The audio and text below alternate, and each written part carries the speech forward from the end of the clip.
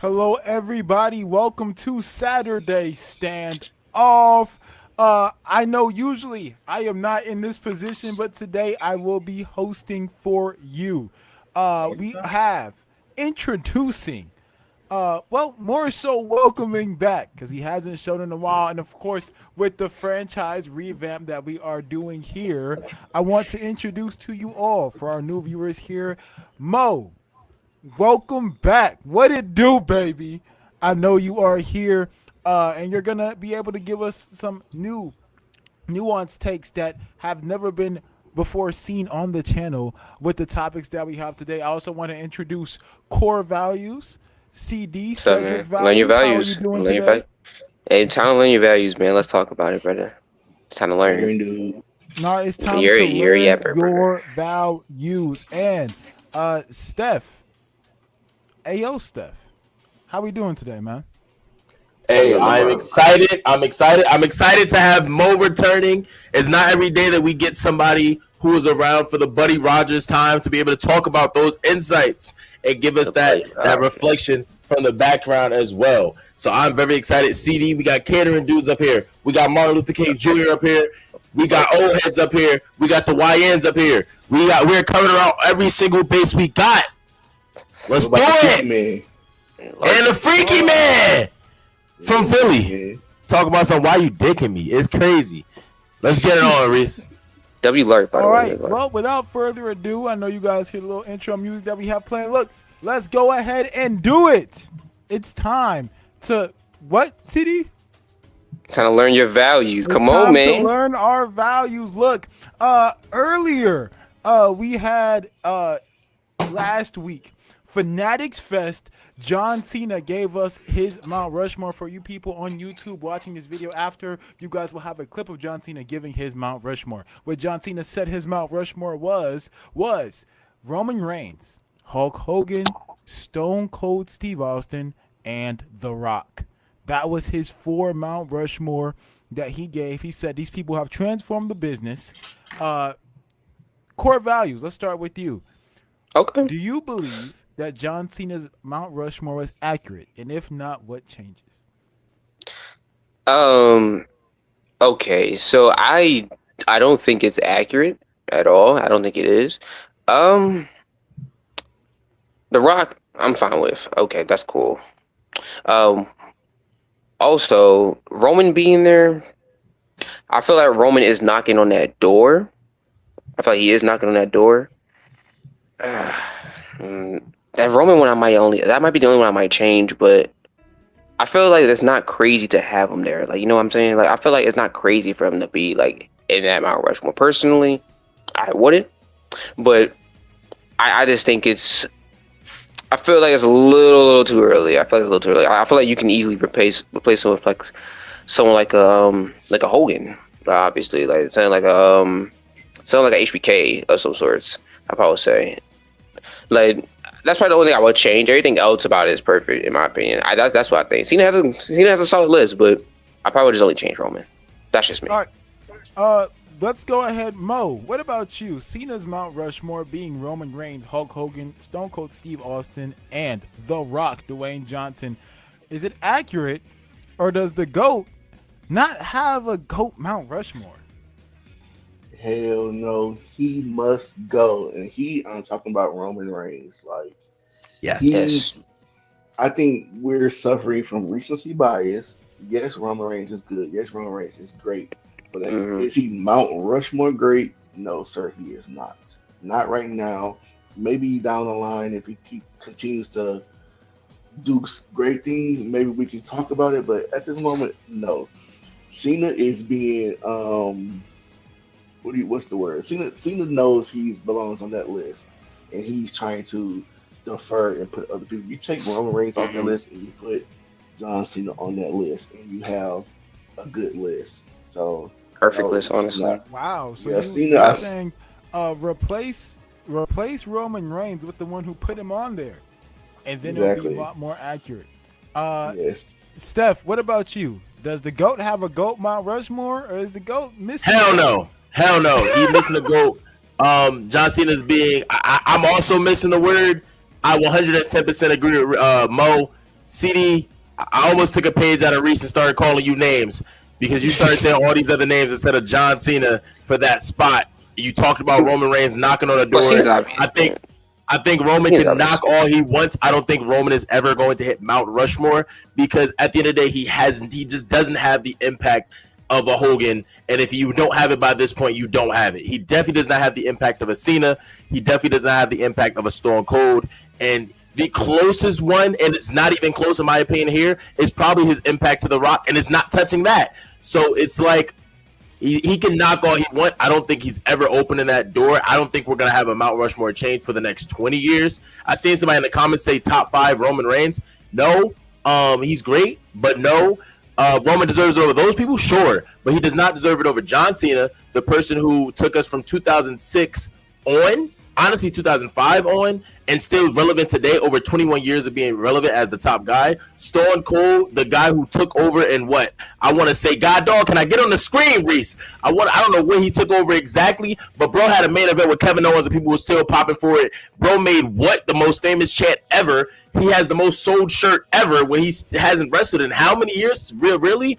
Hogan, we all know what Hogan did. Without Hogan, obviously there would have been someone else, but I'm speaking in this universe that we are currently in. Without Hogan, would there be a WWE? Maybe, maybe not. That's the question. You can ask that question because of someone like Hogan. Those 3 spots are solidified. Then you look at somebody like Dwayne "The Rock" Johnson and what he's done and the impact that he did. The 2011 return was freaking huge. Why?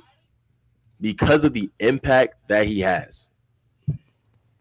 Mount Rushmore is Cena, Hogan, Rock, Stone Cold, and I don't think it's going to change for the next 20 years until we get another star that blooms and bangs out for over 20 years and does more impressive than those 4 people. Maybe it could be somebody in this generation, maybe. Roman is factually a bigger draw than Cena. That might be the craziest statement I read. Maybe.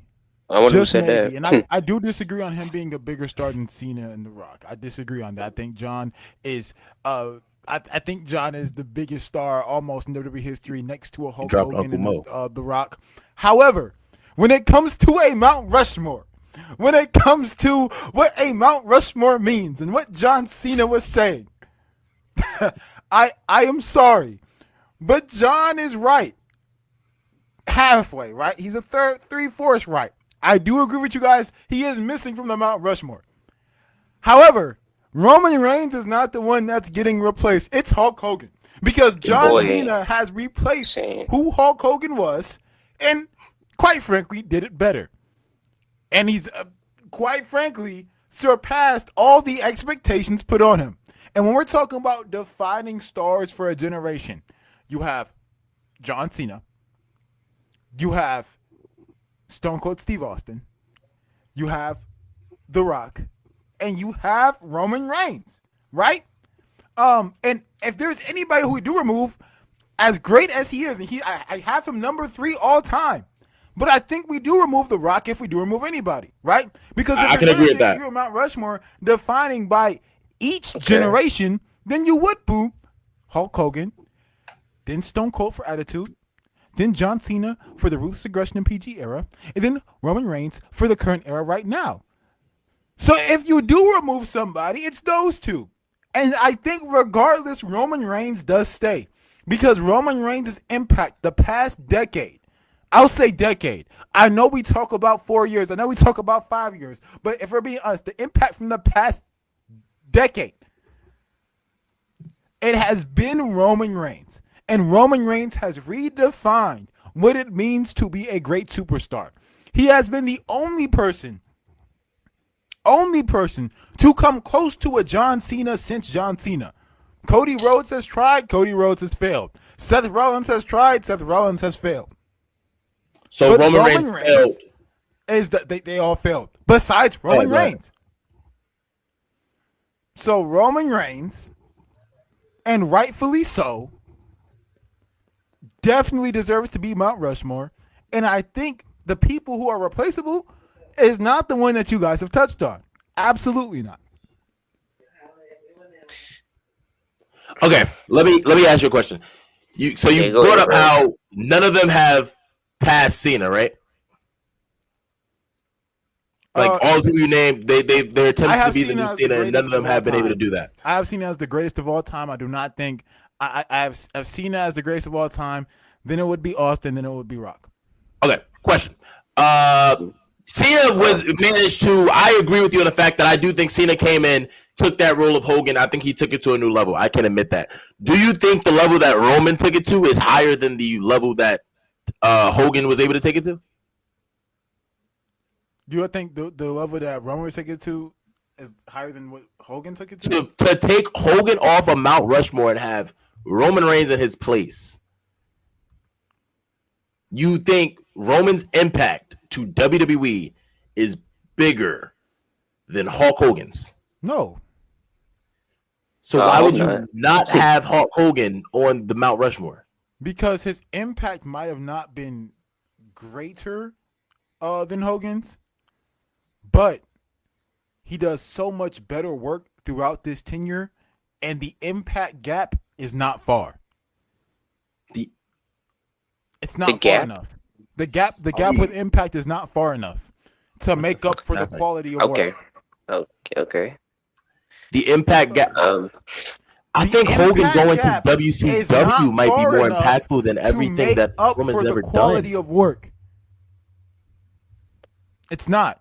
That's why I don't have Hogan over John. That's why I don't have Hogan over Austin. Agree with that. That's why I don't have Hogan over Rock. Agree with that. Because the impact gap of Hogan and those guys is not great enough to the gap of work that these other guys do. These other four guys, Roman Reigns, John Cena, Stone Cold Steve Austin, and The Rock, their work, the actual work they do is too great to ignore.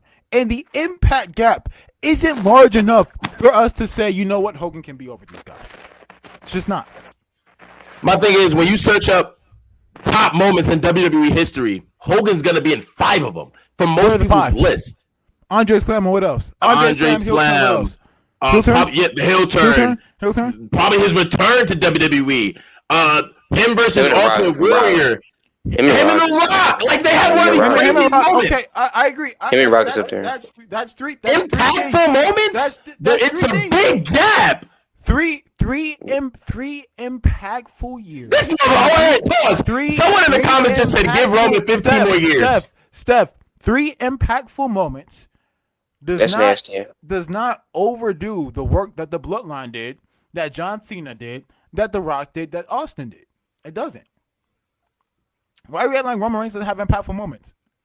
I never said he didn't. I said more impactful because you said it's not a big gap. You named me one moment for Roman versus Roman 3 of Reigns, the biggest moments in WWE history. Roman Reigns unifying the championships, the entire existence of the Shield, every Shield moment that you can think of, with the chair shot and everything of that nature.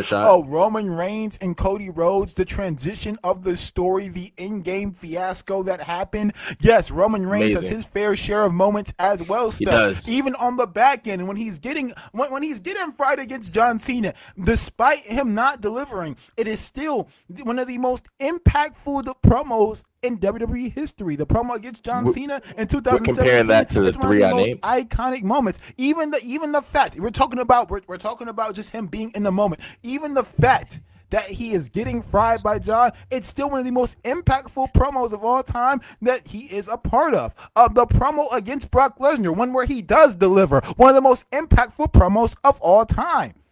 Yes, it's impactful.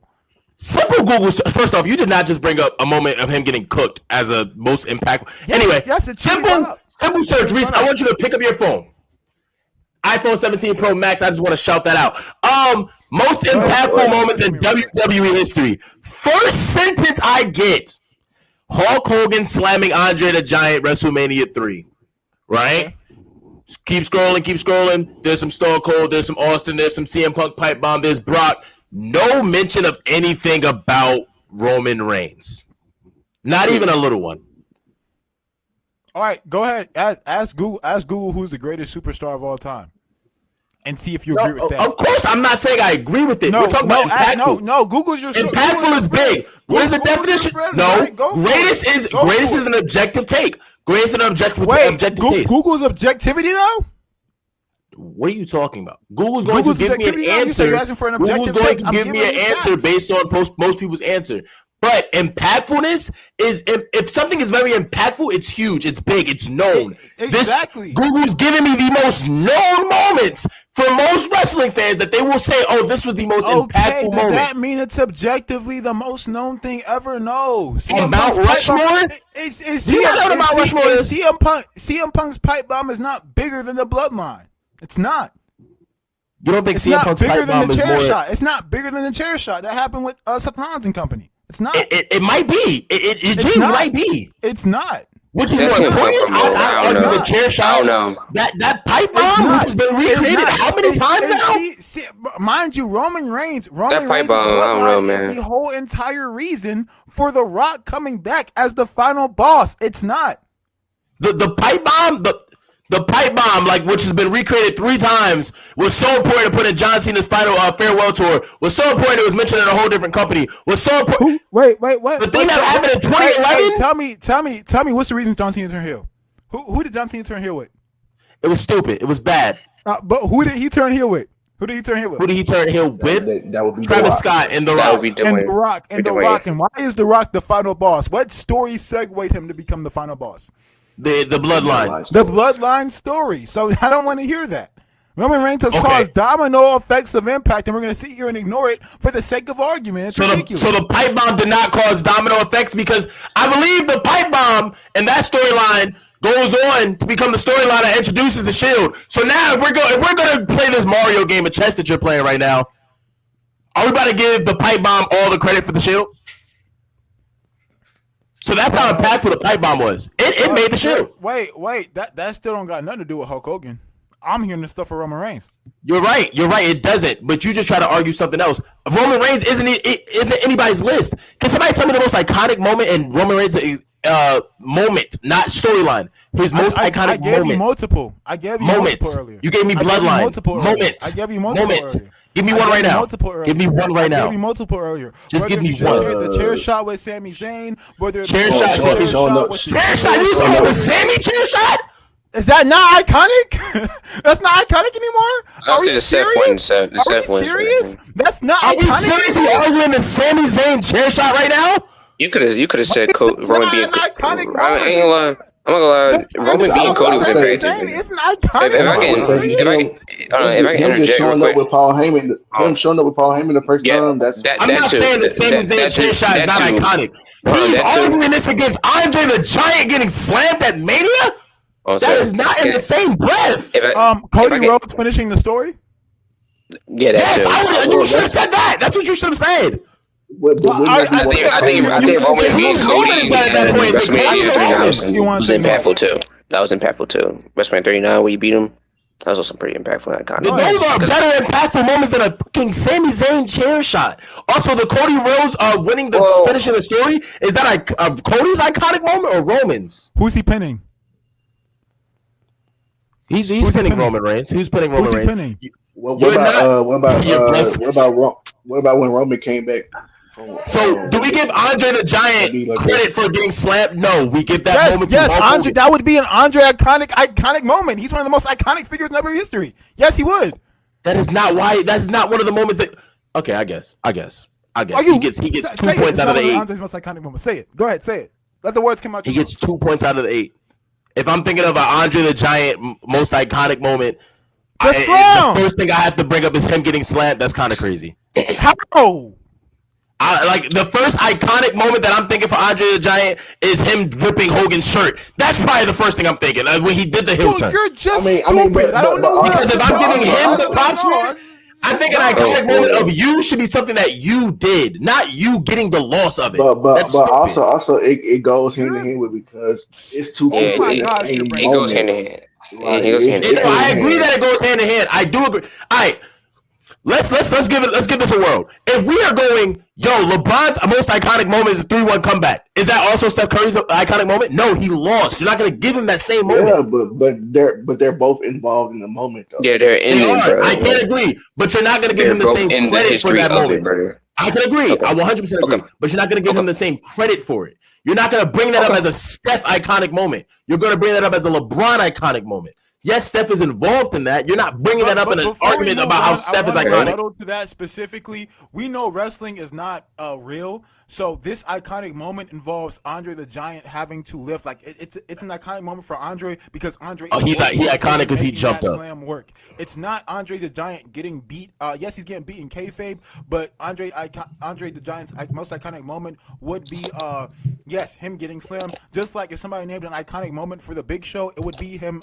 If somebody said, "Hey, it's him getting attitude adjustment by John Cena," that's or him getting lifted by Cesaro. Him and Edge, when he has him and Edge at the same time, him getting punched. Cesaro lifting him up of the Big Show's career. So yes, I do because think they're going hand in hand. I agree with them being hand in hand, but I'm not going to say Roman Reigns' most iconic moment is Cody Rhodes finishing the story. That's Cody's most iconic moment. But before the bloodline, I do believe that Roman Reigns' most iconic moment was the Shield chair shot, and I don't think that's a knock to Roman Reigns. So I do have. That's not a knock. That's not a knock. Yeah, but that's also Seth Rollins. That's Seth Rollins' most iconic moment. I disagree. I think at that time as well. Why are we skipping when he showed up with Paul Heyman? That's a very iconic. He has mad iconic moments that you actually should give him credit for because these are things that he did. I think it wasn't things that happened to him. Wrestlers iconic moments for being on the receiving end as well because they're working for that as well. That's I get you. I get that they're involved in it. I don't think that should be their defining thing. If I'm going Roman Reigns iconic moments, I'm going to name moments that Roman Reigns created, not moments that he was a part by of. Selling. It's wrestling. They work together. But with that being said, and we're talking about things working together and things of that nature, we talked about John Cena doing his Mount Rushmore, and as we know, we have some wrestlers who probably can hit that Mount Rushmore list for some people down the line that are still currently wrestling today. Steph, Mo, and even CD, you guys mentioned about how that potentially Roman Reigns could climb into your Mount Rushmores, maybe if he does some extravagant work in the near future, but some people don't see that happening. However, with that being said, that does not mean they can't climb certain rankings. They can't climb to certain heights. When we're talking about climbing to certain heights in careers that are still redefining what it means to be a superstar in today's world, a name that is co-aligns with the name of Roman Reigns that should be brought up when you mention his name in terms of the history that this person has had with Roman Reigns is Seth freaking Rollins. So let's talk about it. Is Seth Rollins approaching nasty the top 15 all time, or has he already hit it? Let's go ahead. No, I got it. I got it. I feel like this is Mo. Yeah, bro. let Mo get that, man. Let him get it, man. Steph. Oh, these comments is spicy. I need him up here. CD, shut your mouth. Reese, shut your mouth. Let's speak about greatness. And peace. Seth freaking Rollins is already right now top 15 WWE ever. And he's closer to 10 than he is 15. He's a revolutionary. He's a visionary. He is Seth freaking Rollins. And without Seth Rollins, there would be no Roman Reigns. There would be no Tribal Chief because Seth Rollins carried him to whatever greatness you want to say he has now. Seth Rollins is the architect. Seth Rollins put everything into play. Seth Rollins was the best version of the Shield that we got, where nobody even thought about Roman. Roman Reigns was just the lackey. He was the muscle. People assumed Dean was the leader because he was such a great talker. People loved Seth because he was in the in-ring work. Roman was just the muscle. So without Seth turning and signing up with the authority, you don't get Roman Reigns as we know now. You don't get Dean Ambrose as we know now.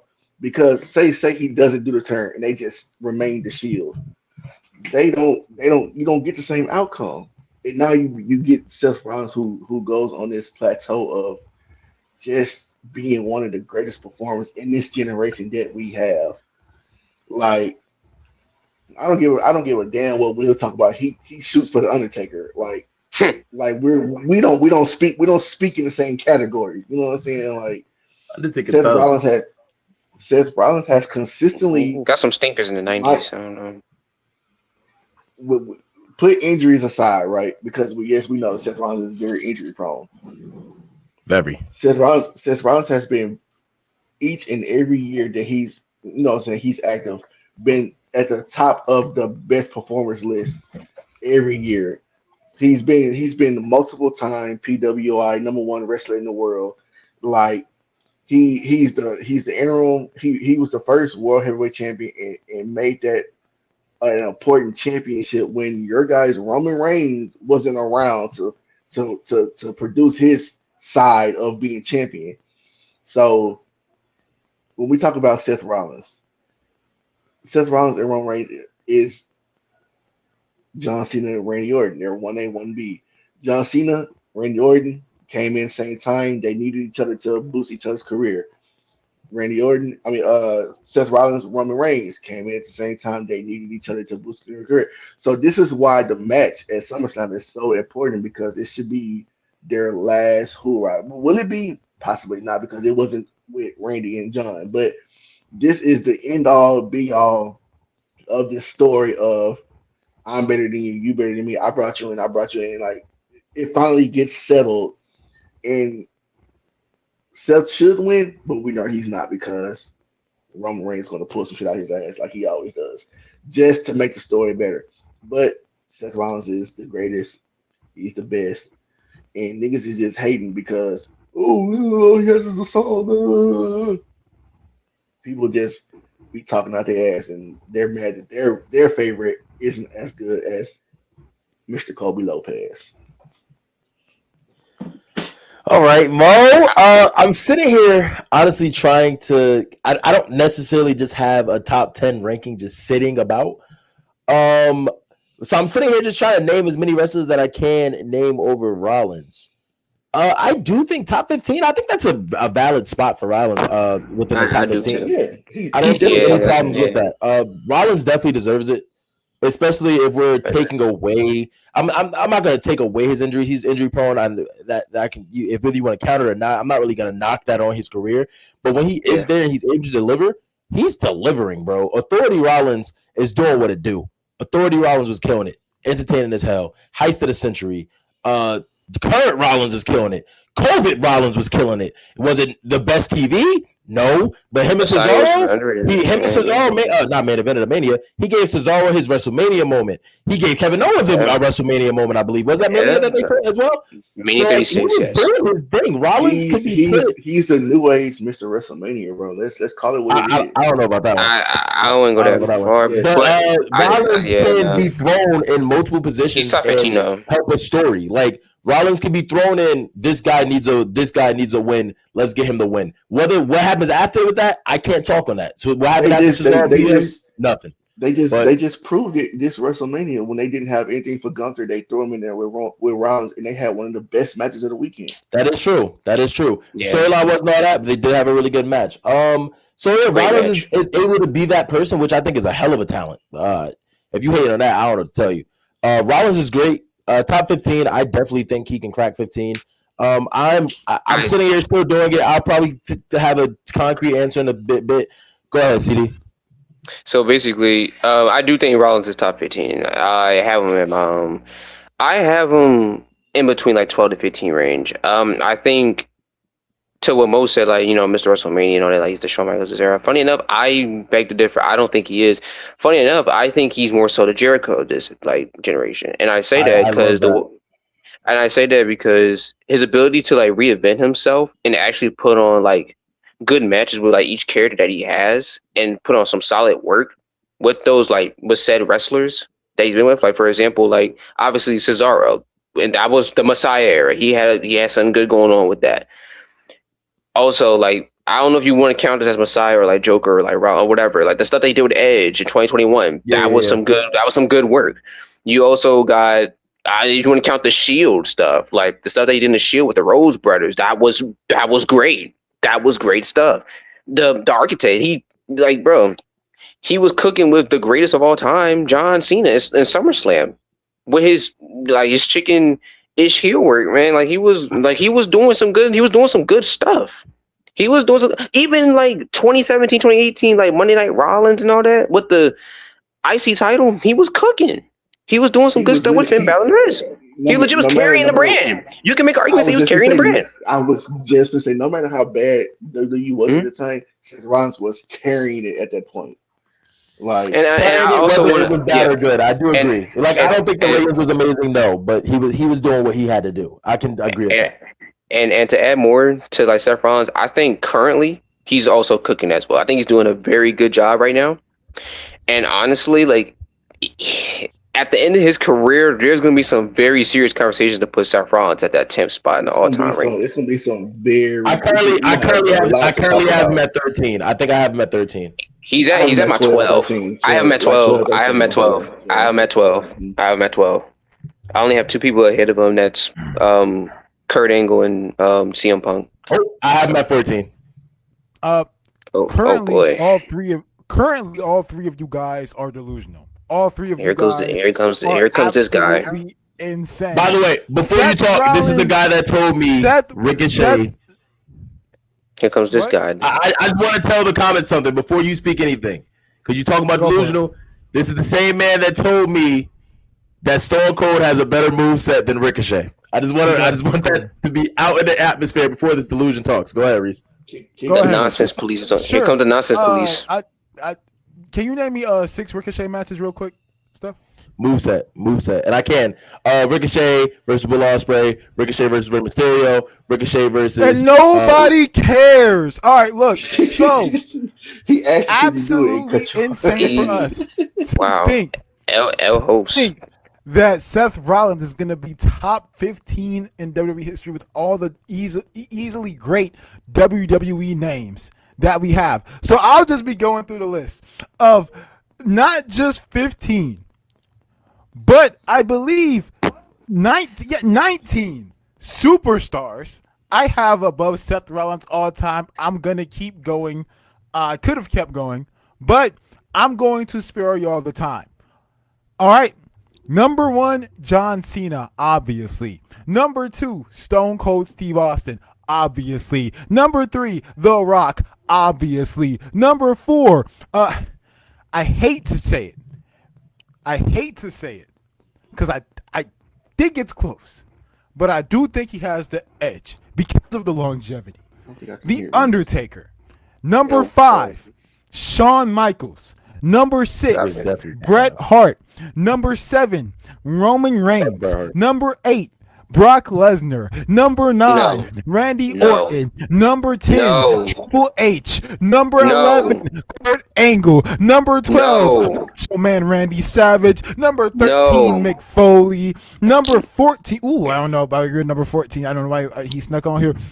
Number 16, Rey Mysterio. Number 17, Eddie Guerrero. Number 18, CM Punk. Number 19, Jeff Hardy. I think I skipped one.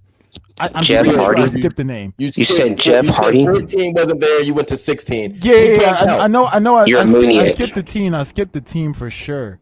You're a psycho. Regardless, I don't. That's not the order I have these guys ranked in at all. But it is just a random list of people who I believe are better than Seth Rollins. Right? Why are they better than Seth Rollins? You're delusional. You might ask, because they do everything better than Seth Rollins, and if they don't do something better, Jeff Hardy does not show up better than Rollins. You said what?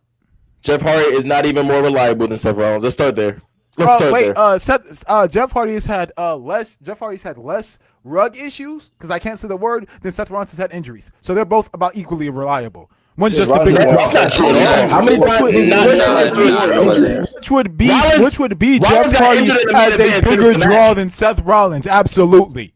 You can put your hand down. When my hand goes up, I'm gonna take one from your boy. When my hand goes up, your mouth goes shut. You're gonna sit there and wait, buddy. Look, Seth Rollins at anywhere near the top 15 is absolutely asinine. We're not gonna sit here and go ahead and put Seth Rollins in the top 15 when these guys right here, Seth Rollins can't lace their boots. He couldn't put them on if they had to because they're just too big to fill. They're too big of boots to fill. Jeff Hardy? Let's go one by one. You saying Jeff Cena, Hardy's better Stone than Cold, Seth Steve Rollins? Austin, Ridiculous. The Rock. These three are debatably the greatest of all Rollins is time. the We're not better even going to solo get player, into bro. the arguments about them. When it comes to a wrestler like a Shawn Michaels, I know this delusion that Seth Rollins is the Shawn Michaels of this generation. Well, goodness, has this generation fell off the biggest valley that there could be into the deepest depths of Seth Rollins' hell. No wonder it's always burning, because there is absolutely no way that you could possibly think that Shawn Michaels and Seth Rollins belong in the same essay,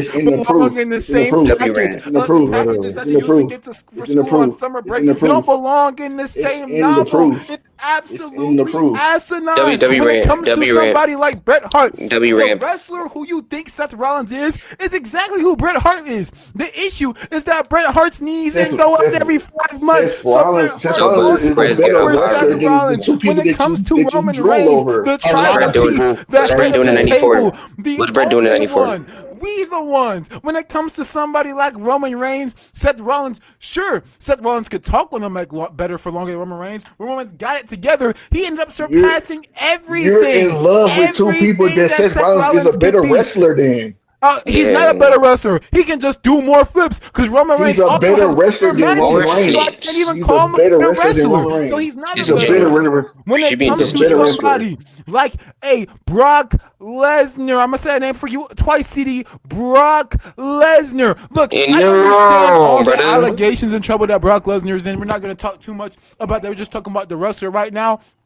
However, there should be allegations for Seth Rollins poisoning the human eye and having people believe that he's a better wrestler than Brock Lesnar. Absolutely not. The match catalog of Seth Rollins can't compare to the worst of Brock Lesnar. It's absolutely asinine. I'm not even going to talk about how big of a draw Brock Lesnar is. I'm not going to talk about how big of a superstar Brock Lesnar is. I'm not going to talk about the big time feuds Brock Lesnar has given us over the years. You're more by Brock Lesnar and Rey Mysterio. You're more by Brock Lesnar and Rey Mysterio. You like Brock and Rey Mysterio? That but better. You like Brock and Rey Mysterio?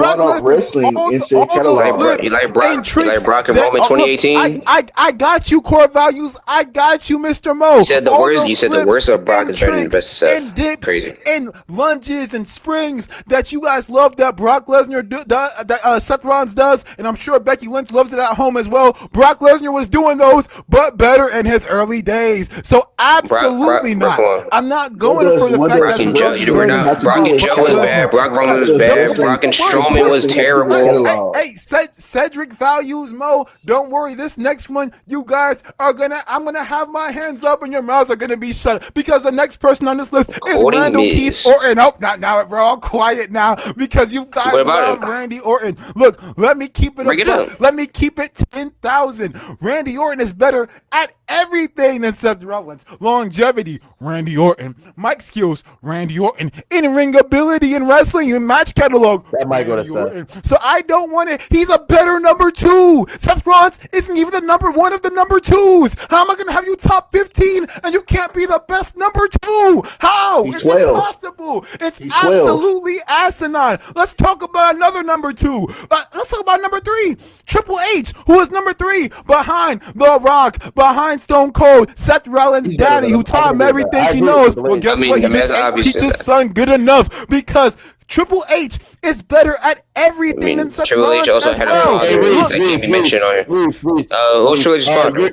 You're doing a lot of yelling right now about the ones that we do agree with you on. I'm pretty sure. So shut your mouth. So shut your mouth. Know your role. Let me finish the rest of my list. Goodness gracious. Number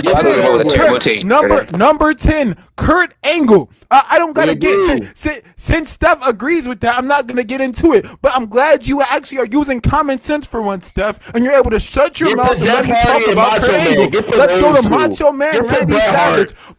Macho Man Randy Savage is everything Seth Rollins thinks he is, whether it be the theatrical clothing and presentation, whether it be the in-ring skills, whether it be the promo package that he has. Macho Man has it all, but better.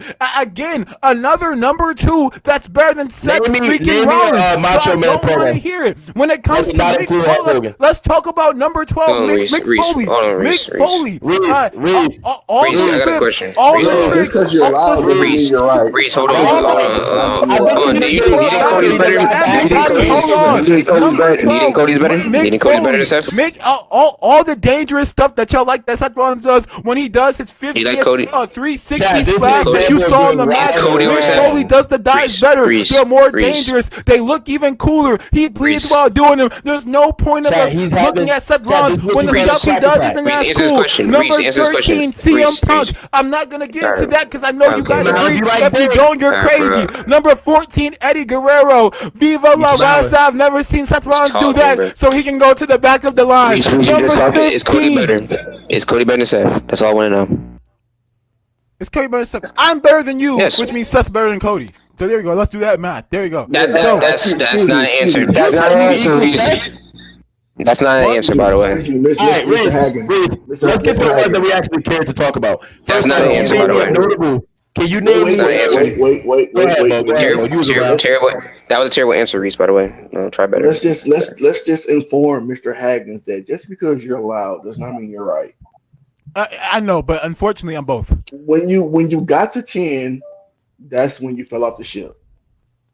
I don't even agree with Yeah, and then I Bret went on my airplane and kept on rising. I agree. Yeah, you said Brock Lesnar. So I don't Hart. know. I don't agree with Bret Hart, and I want to say why I don't agree with Bret Hart. So I actually do disagree with somebody even in your 10. Jeff Hardy. When it comes to being a top 10 wrestler, there's more I just to it went than Eddie just. Guerrero.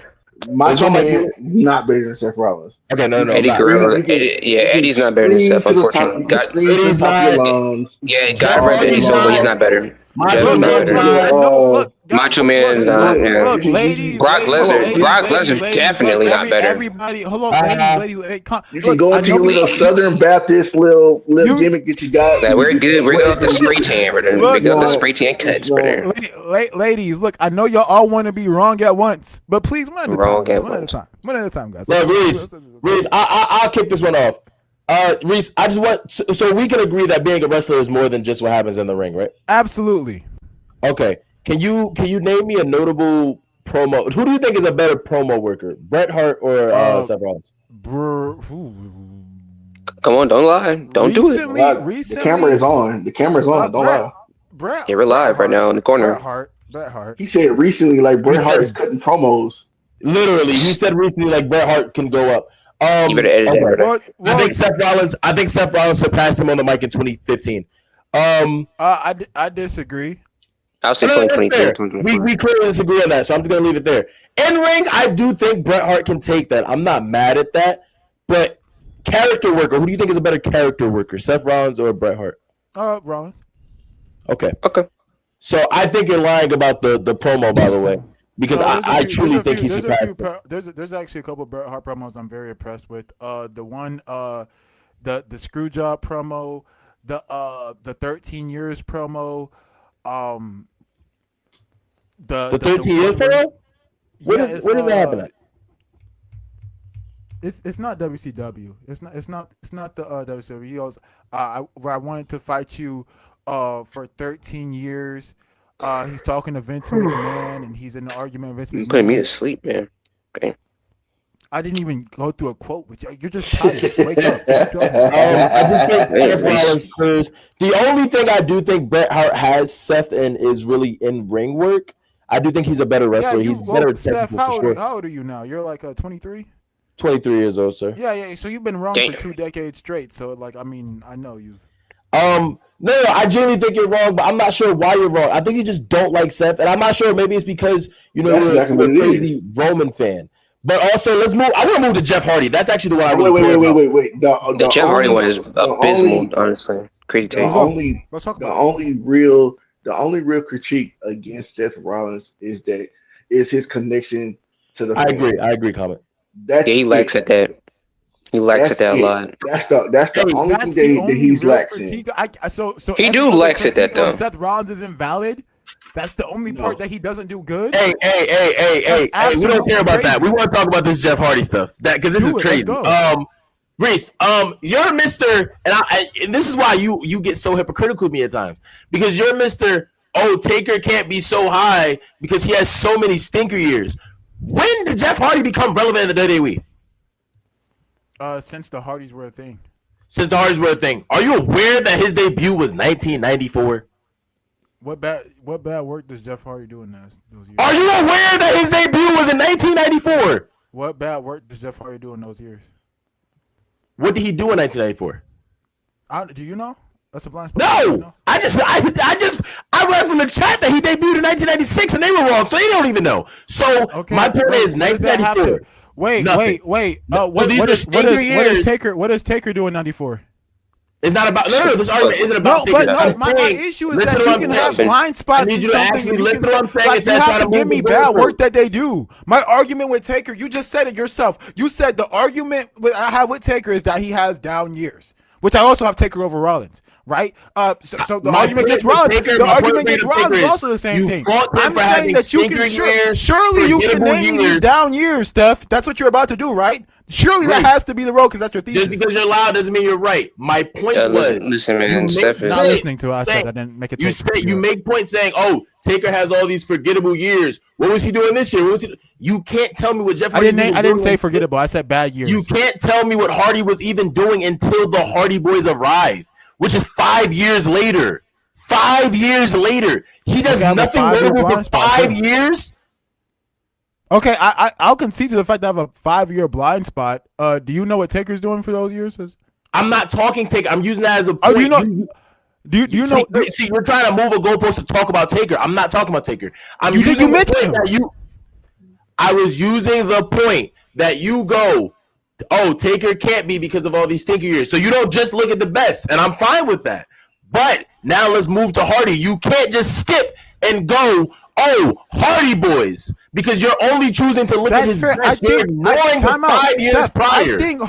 I don't think Hardy has great years past like he has these phenomenal years in the tens and stuff like that when he comes back and debuts and does matches like that. If you want No, we're gonna get there. I'm letting you know right I now. have a. You can't tell me I'm letting you know I back. have a 5-year blind spot, just like I have blind spots with Eddie. I have these older wrestlers. but the I have issue blind is- spots in the issue Macho is- Man. The issue is everybody alive has a 5-year blind spot because it was mid to nothing forgettable. So that's 5 not years. true. Mid- That's mid- not mid- true. CD, what was Jeff Hardy doing from 1994 to 1999?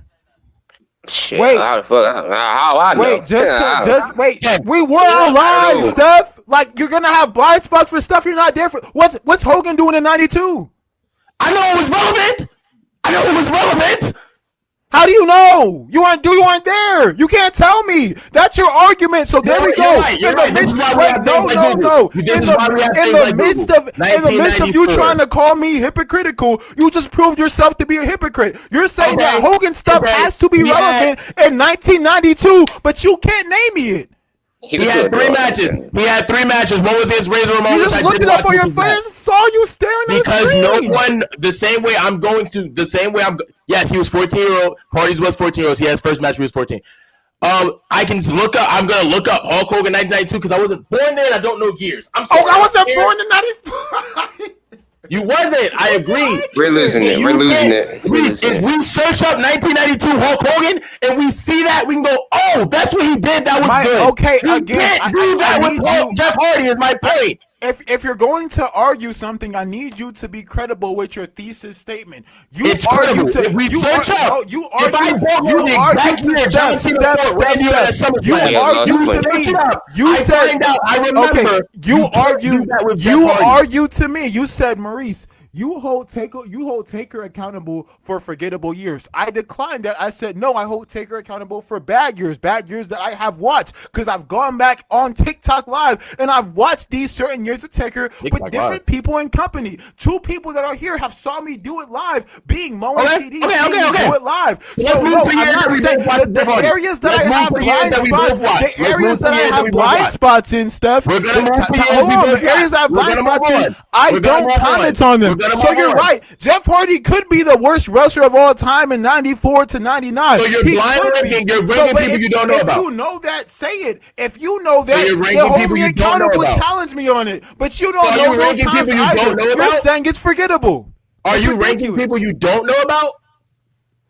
Yes, there are blind spots in each wrestler I know about. 5 years of a blind spot is kind of crazy, Reese.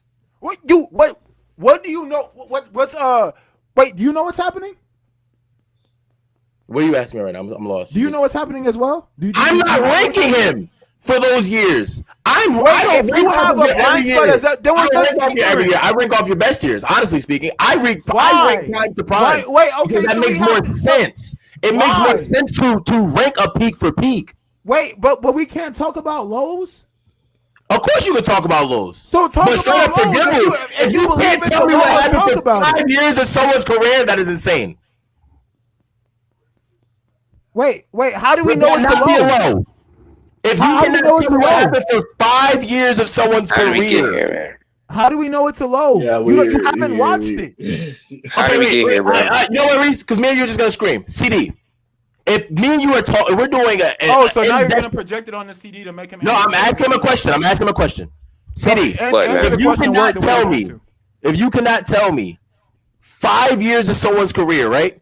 There's no notable nothing of it. You don't know nothing about this man. 5 year span. How do you know? If I ask 5 people, all of them like, oh damn, I didn't even know he debuted that time. Is that not? How do you know? Kind of like crazy. How do you know? That's pretty ridiculous. I can't lie. How do you know?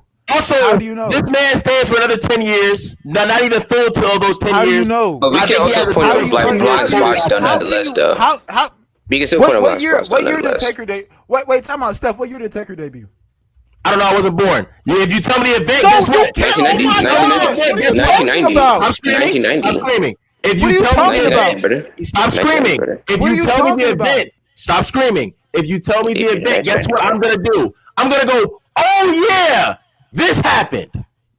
I can't do that with Jeff Hardy as my literal point. November 22nd. It was a Survivor Series. I know it was a Survivor Series. It was notable. I need the. Oh yeah, what happened? I don't know the year. I know the exact year. I can admit that. You don't know Taker's debut year, but you're gonna rank him. That's the same argument you're using against me. No, but I know what happened in it. I can go back. What happened in the Survivor Series match? What happened? The Survivor Series match when he came in and destroyed. And November 22nd, 1990. What happened? I just said he came in and destroyed everyone. I think he also gets a squad. No, he didn't get a squad.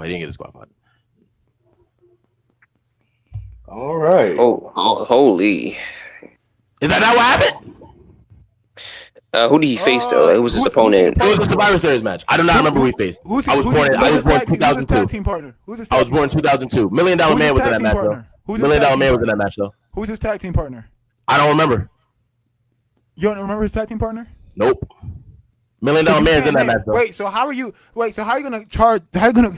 Now again, you're choosing to try to change my words. I said I don't. I'm going off of your ranking system. You rank off of. Oh my gosh! And I'm telling you, we're gonna start screaming. I'm telling you from the 15th time, I'm not screaming at you. You can stop getting. Let me finish it. I'm not screaming at you. I'm saying that I have blind spots for Macho Man. I have blind spots for Hulk Hogan. I have blind spots to multiple people in the 90s. I have blind spots to multiple people in the 80s. That's not what I'm saying. I'm not what I'm saying is, no, you're gonna hold on to it. You've been talking enough. What I'm saying is that yes, I have blind spots in certain areas. I'm not critiquing areas I don't know. That's why I stopped critiquing. That's why I mentioned the years of Taker. I can't talk to you about Taker in 90 and 91 and 92. I can't talk about that. I only bring up the years that I've watched where I do think they're doing bad work, which is why I'm completely fine with you critiquing a returning 2010s Jeff Hardy. I'm fine with you critiquing. I will admit, I said let's move on to what we both seen. Let's get off of this because we're gonna be beating around the same bush. Well, you're the one who brought it up. Let's move on. All right, we're gonna keep screaming about this if we stay here. Let's move on to what we both seen. Yeah, Hardy Boys, 1999, right? When does that stop being good? When do the Hardy Boys stop being good? Mm-hmm. I don't know if they ever stopped. What were they doing in 04? In 04? That's not the sick stuff. Off dome, I can't tell you. They split up. This is Jeff Hardy's when he splits up and he does his own thing. He becomes a single star? He becomes a single star. Version 1 is also starting. Version 1 is doing. Version 1 was like 03. I actually do agree. It never stopped being good. He splits up. He does the he does the IC match. That was 03. Yeah, I don't have my exact years, so to say, but this is that run. No, it was 03 when you run. spit off though. It's good work throughout. It's good work. Yeah, this is that run. I don't have my exact years down. I'll be the first one to tell you that. And then I know the TNA stint happens a little bit. His TNA stint happens, so we're not talking anything TNA. So he has 3 good years. He gets released, 2004? I think he actually gets released in 2004. So four good years of Hardy Boys plus his solo run that doesn't really do nothing. So that honestly, his single run was kind of mid. But how?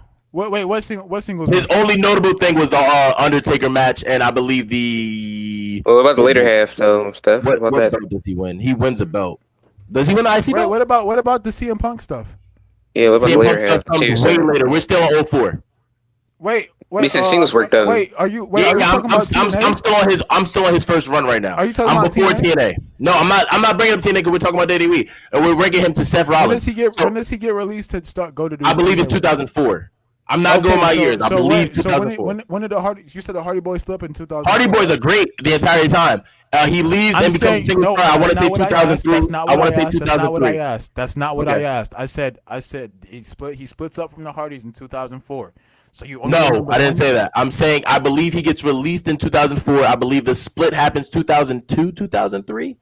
2003. 2003 sure. No, 2002. Sorry, it's late 2002. Yeah, late 2002. Because going into 03, the only notable thing that I remember from that singles run, I know he had some good matches with RVD for the IC belt, I believe.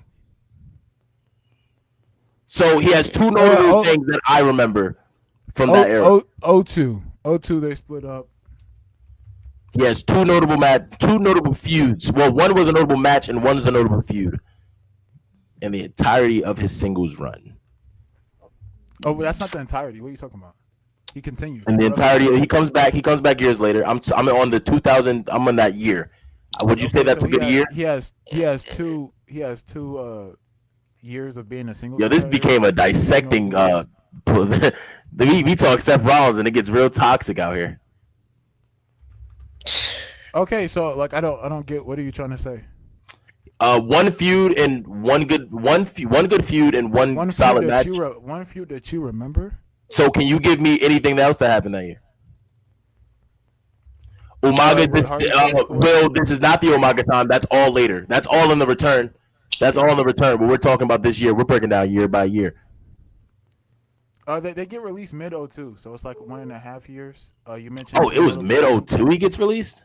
Yeah, it's like God damn. So we're only at 3 good years right now. I want that to be notable. Wait, okay. How? Because I thought it was 04. I gave him an extra 2 years. So now we're at 3. If 1999 to 02 is the only good year. You did not. You just told me that they split in 02. You said they split in 02 and in 04. You just said they get released. Oh, maybe you made a mistake. No, I said they split. No, they split in 02 and then he gets released, I think, like 03 somewhere. He gets released in 04. You named 2 feuds between a 3.5 year span. That's completely normal for a superstar. It's normal to have 2 feuds? Two good ones, yeah. 2 feuds in 2 years, you said? You said 2 feuds in 2 years. The past 2 years would have been Seth Rollins feuds. The past 2 years, he has a feud with Roman, which is better than most feuds that Jeff Hardy probably has. Not better than his top feuds. I'm not saying that. Okay. He has Gunther. Within the last 2 years, Rollins has feuded with Gunther. From 2024 within the last 2 years, Seth Rollins has feuded with Gunther, Braun Breaker, Roman Reigns, LA Knight. That's 4 feuds already. You're saying it's good to have. You're saying you can say Jey Uso too. CM Punk, Jey Uso. He's had a lot of feuds within 2 years. You should have more. You should have more than 2 feuds in 2 years. That is crazy, and the fact that you're trying to claim that it is okay to have 2 feuds in 2 years. Cody Rhodes. Jeff Hardy has Brock Lesnar, Taker, and RVD. You weren't able to tell me that when I asked you. Is my point. I can't tell you. Also, Brock Lesnar feuded with the Hardy Boys. I can't tell you the past feuds. Brock feuded with the Hardy Boys. What feuds does Seth Rollins have in 2016? I just named you so many. No. Now you're moving goalposts because you just asked me within the last 2 years. Because you're naming like the earliest years of Jeff Hardy, and you're saying like, "Hey, name." So do you want to keep moving on? You can't even wait. How good were these feuds, Steph? But this is actually. I'm saying if you're gonna critique, hold on, time out. You've been talking. I'm saying if you're gonna critique these feuds, and you're saying like, "Hey, these things aren't good," having 3 major feuds that span to multiple pay-per-views is not a knock for a wrestler. You name 4 No, feuds in the 2 knock, years. the knock that I'm actually am saying is you Listen, have Jeff Hardy over Are Seth. you Right? are you saying Right. are you saying it's not great because it's not popular, or No, I that's don't not- remember it off dome? It's not what I'm saying. I'm saying That has to be right. I'm saying you have Jeff Hardy over Seth Rollins, right? But Sure. we're now 3 years in his first solo run. You can't tell me anything but the 2 feuds that I named. We are 2 years in.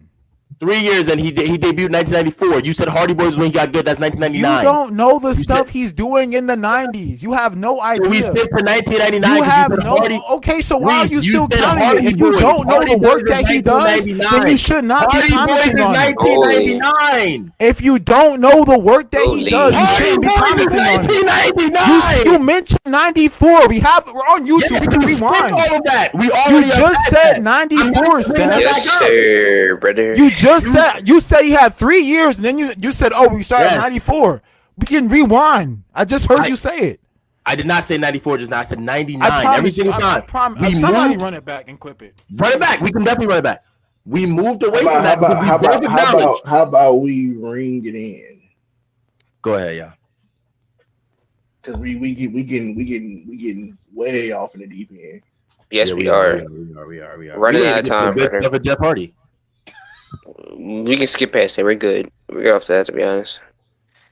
All right. Reese, go ahead and wipe your forehead. Calm down. Get your... Yeah, man. We're gonna have to regroup because I don't know what just happened for that. Go ahead, Mo. Because you just lied. Like I'm just like you're just lying, and you're being like the biggest hypocrite ever. How are you gonna judge something that you don't know? That's absolutely. You don't know it either, but if you haven't ranked watched higher. it. You should shut up. Here we go. We're back. We're back at It's young talent.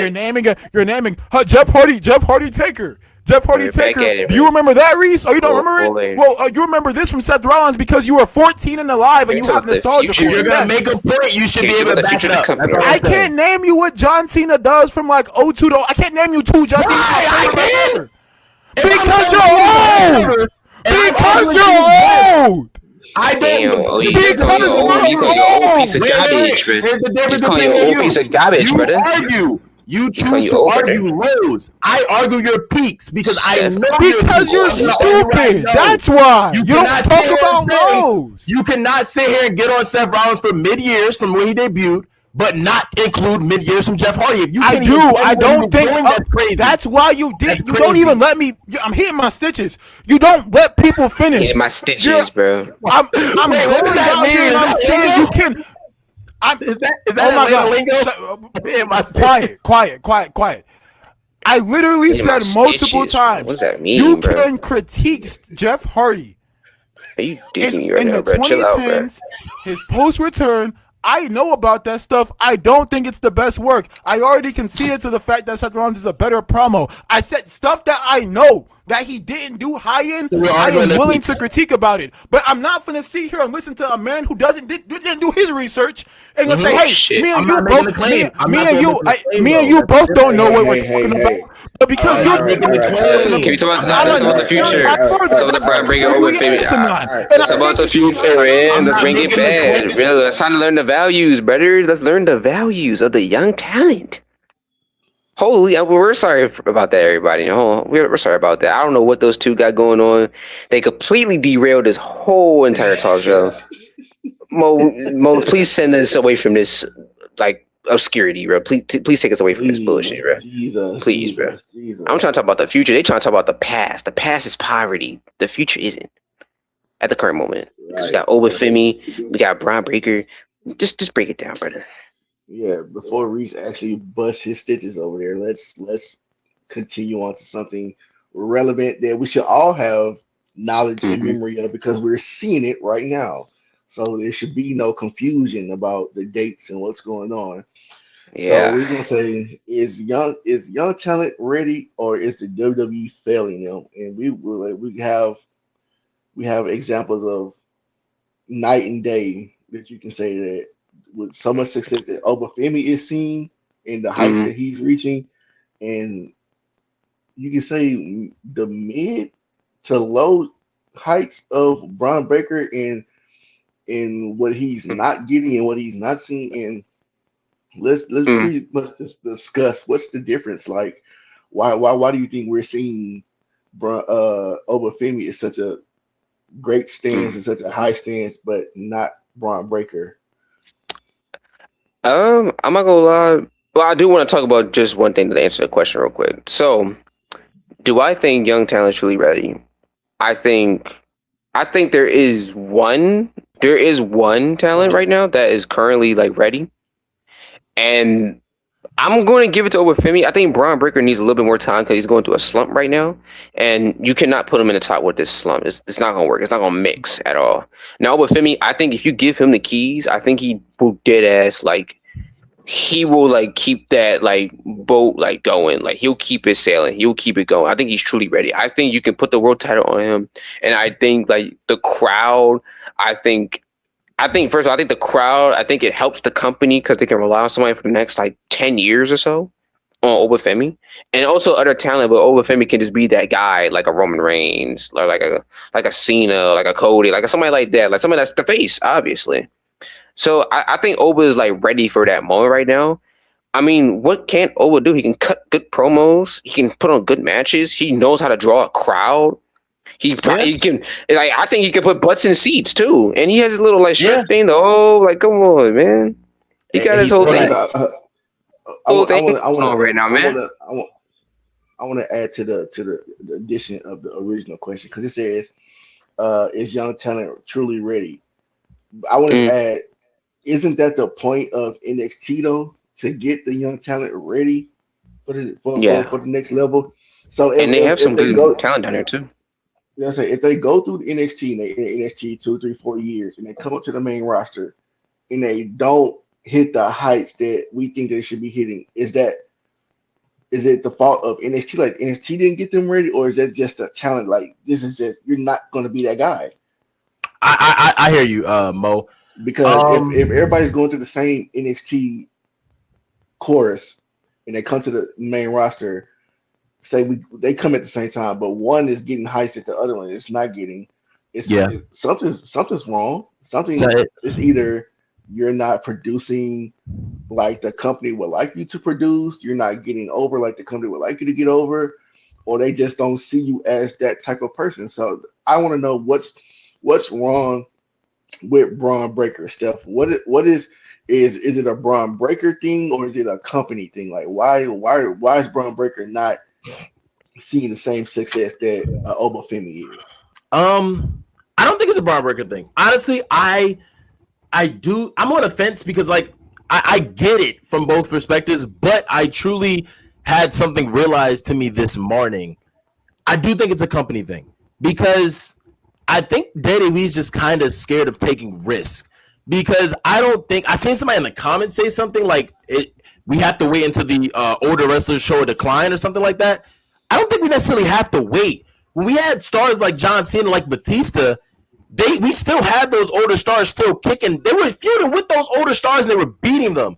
Brock Lesnar won the belt. We got behind Brock Lesnar. I wasn't there in 2002. Of course, I was a baby. I was wee, but like we was able to get behind Brock because there was this monster rookie doing these things and wrestling with these big boys. And guess what? When he finished, he was still feuding with the Takers, who wasn't showing declines yet. He was feuding with the Goldbergs. He was feuding with the Eddie Guerreros. He was feuding with those people. Braun Breaker could have been on that same trajectory if he did, let's say, beat a CM Punk when they fought for the World Heavyweight Championship. Because, and I found this out this morning, which is insane to me, WWE used to be ready to take these risks. Batista, when he beat Triple H for that World Heavyweight Championship, he was in the company for the same amount of time that Braun Breaker was in the WWE. Mo, let me try to. I think Reese is backstage. I think he has you.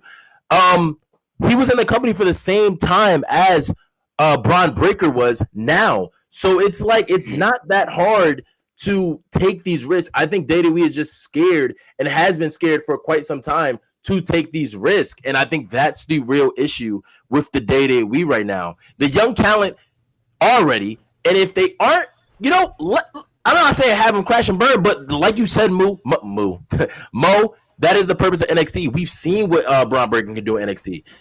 Let him have the belt. If it's not working, guess what we do? We pivot. That's what WWE has always been good But at. would you say that this current run of Braun Breaker is them pivoting because they did when they brought him to the main roster, they had him on his own.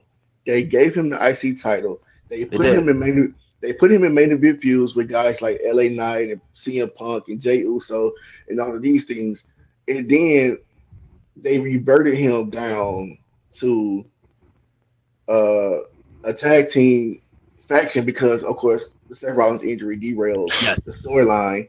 But other than that, you could have still had him go over Seth Mm-hmm. and prosper, but they chose to have Seth go over.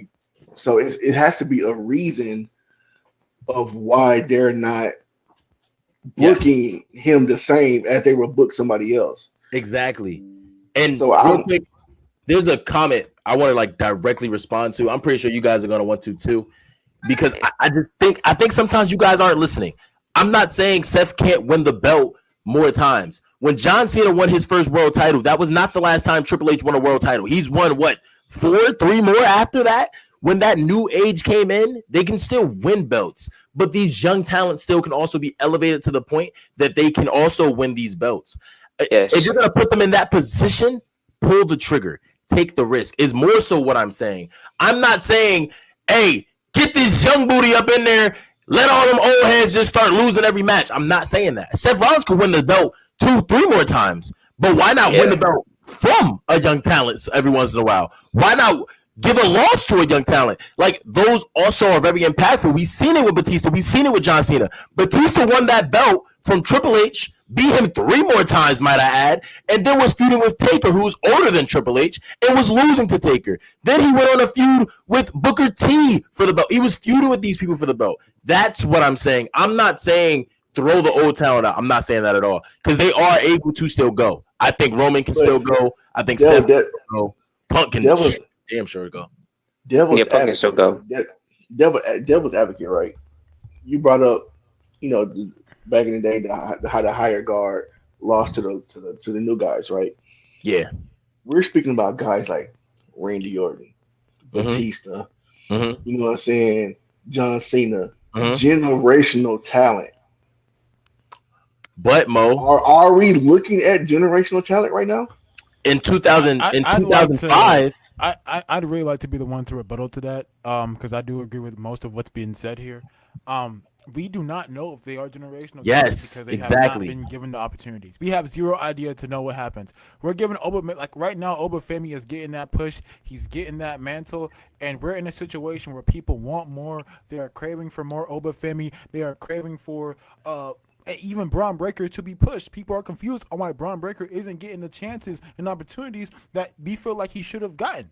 I'm not saying and I'm not arguing that the superstars of yesterday, like your Roman Reigns, like your Seth Rollins, people of that nature, aren't still good. Right now, they aren't putting on the best work of their careers. Let's keep it a buck. On top of that being the case, my goodness, what can we do when we see an Obafemi or Braun Breaker get that spotlight? We will never know if they never get it. It's just keeping it a buck. We will just never know. I feel like it's very disingenuous for us to critique a guy like Braun Breaker, to critique guys like Obafemi, to critique guys like Trick Williams and whatnot for not doing this, and this compared to like people of the Ruthless Aggression era at their age when they aren't getting the opportunities and chances to. Now, when they get those opportunities and chances and they fail, then we go ahead and we can criticize them. Then we can go ahead and do that. But what if they succeed? We just don't know. But my question is, aren't they all getting the opportunities? The only person that's really not amounting to anything right now is Braun Breaker. Everybody else is succeeding. I disagree. I disagree. Braun Breaker has given us good matches. Braun Breaker has given us good performances. Braun Breaker has been good on the mic. So why did they demote him? They demoted him because they wait. Time out. I cannot say WWE making a decision on a superstar is relative to that superstar's talent level.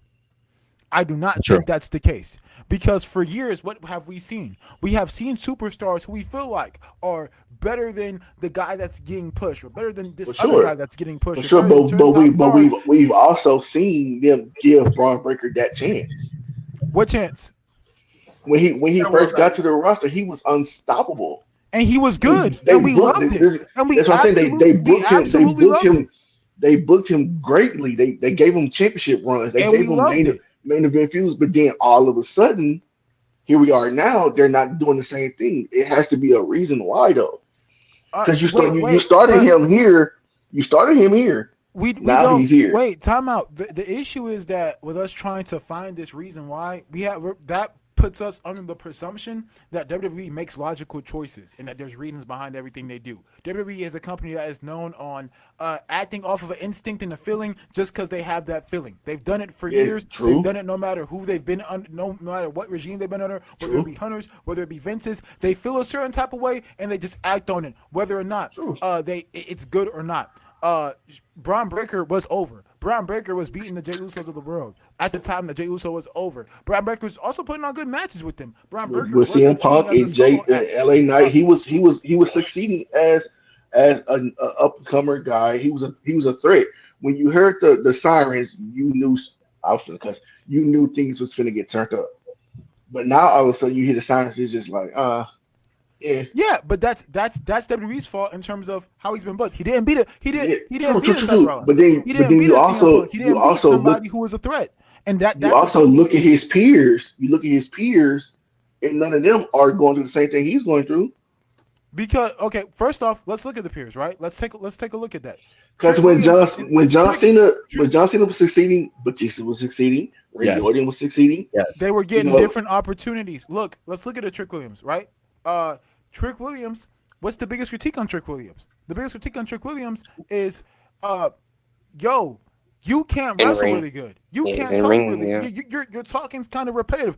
Trick Williams is getting critiqued. There are lots of people who are anti-Trick Williams, and he's getting pushed to the top of the moon. And while Trick Williams isn't failing in kayfabe to the degrees of Braun Breaker, Trick Williams is getting massacred on Twitter and massacred by a fan base.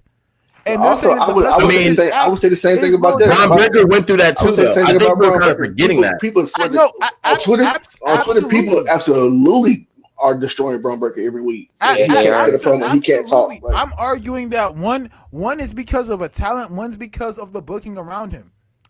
And also even if it's not, they're getting the same critiques, but one guy has a title, has a movement, and has a better story around him, and that would be Trick Williams. On top of being paired with a celebrity like Lil Yachty. So even if we're gonna sit here and go, oh well, his peers are succeeding, the two peers that are succeeding better than him, being Obafemi and Trick Williams, are getting much more help than Braun Breaker is. Braun Breaker, he got a Seth Rollins. I'm not arguing that. He got it from the start. He got a Seth Rollins, but he also got an Austin Theory. He also got a Maxine Dupree. Oh boy, in my opinion, when he first got here, he was giving everything. Yeah, and it was good. Nobody was complaining, and we wanted it to be even. That's what I'm saying. So what happened? There's some people complaining. There's some people that complain when he got with Seth Rollins. They complain when he started cutting promos. Honestly, I think that's one of the issues with Braun Breaker, because fans are lying. Reese, I don't want to start another argument with you. We just calmed down, but you were one of the loud ones that complained when Braun Breaker did get paired with Seth Rollins, when he was put into a main event type of look. Absolutely, you were one of the loud ones complaining. So when they did try to take that moment and do stuff with them, fans complained. I'm not necessarily saying that's the reason why he's being held down, but that might play a big reasoning. I don't know what correlation that had to anything. What correlation that people complain? I'm talking about people complaining. No, I think the issue with the vision was not Braun Breaker. Oh, they're doing something with Braun Breaker. I don't like it. The issue with the vision was that Braun Breaker doesn't need a faction to help him. That was the complaint that Maurice had. So I mean, if you're going to use as an example, that's a complaint I had. Okay, I got you. I was wrong on that one. I can correct myself. But my more so thing I was saying was people complain. I wasn't necessarily saying just you. People were complaining that he was partnered up with Seth Rollins. People complained that he couldn't cut promos. Those were some of the complaints that Braun Breaker did face. when he even was attempted to give in. Yeah, To be given that moment. I've been seeing that Braun Breaker can't cut promo since he got to the main roster. Yeah, And we had a video on there, which you can check out on the franchise channel. He would have promo against Roman Reigns, where I was vouching for him. I think that he did do a good job in the promo. Okay, talk. It is, but also Trick Williams has had that same issue, bro. Trick. People will complain about Trick's promo. John Cena, while getting pushed, was getting told he can't wrestle. That's what I was gonna say. I think it's very, and here's why I do think Trick is kind of succeeding more than Braun Breaker right now, as well as Obafemi. I think it's very much easier to push someone who has amazing character work and can tell a promo. I think it's just easier to push them out than a person who is a better wrestler. It is very hard, in my opinion, for the person who is a better wrestler but not sucking, but having okay character work and promo ability. Trick Williams has the charisma that no one has. Trick has that. That's also that to my that point of why I was always against the Vision move.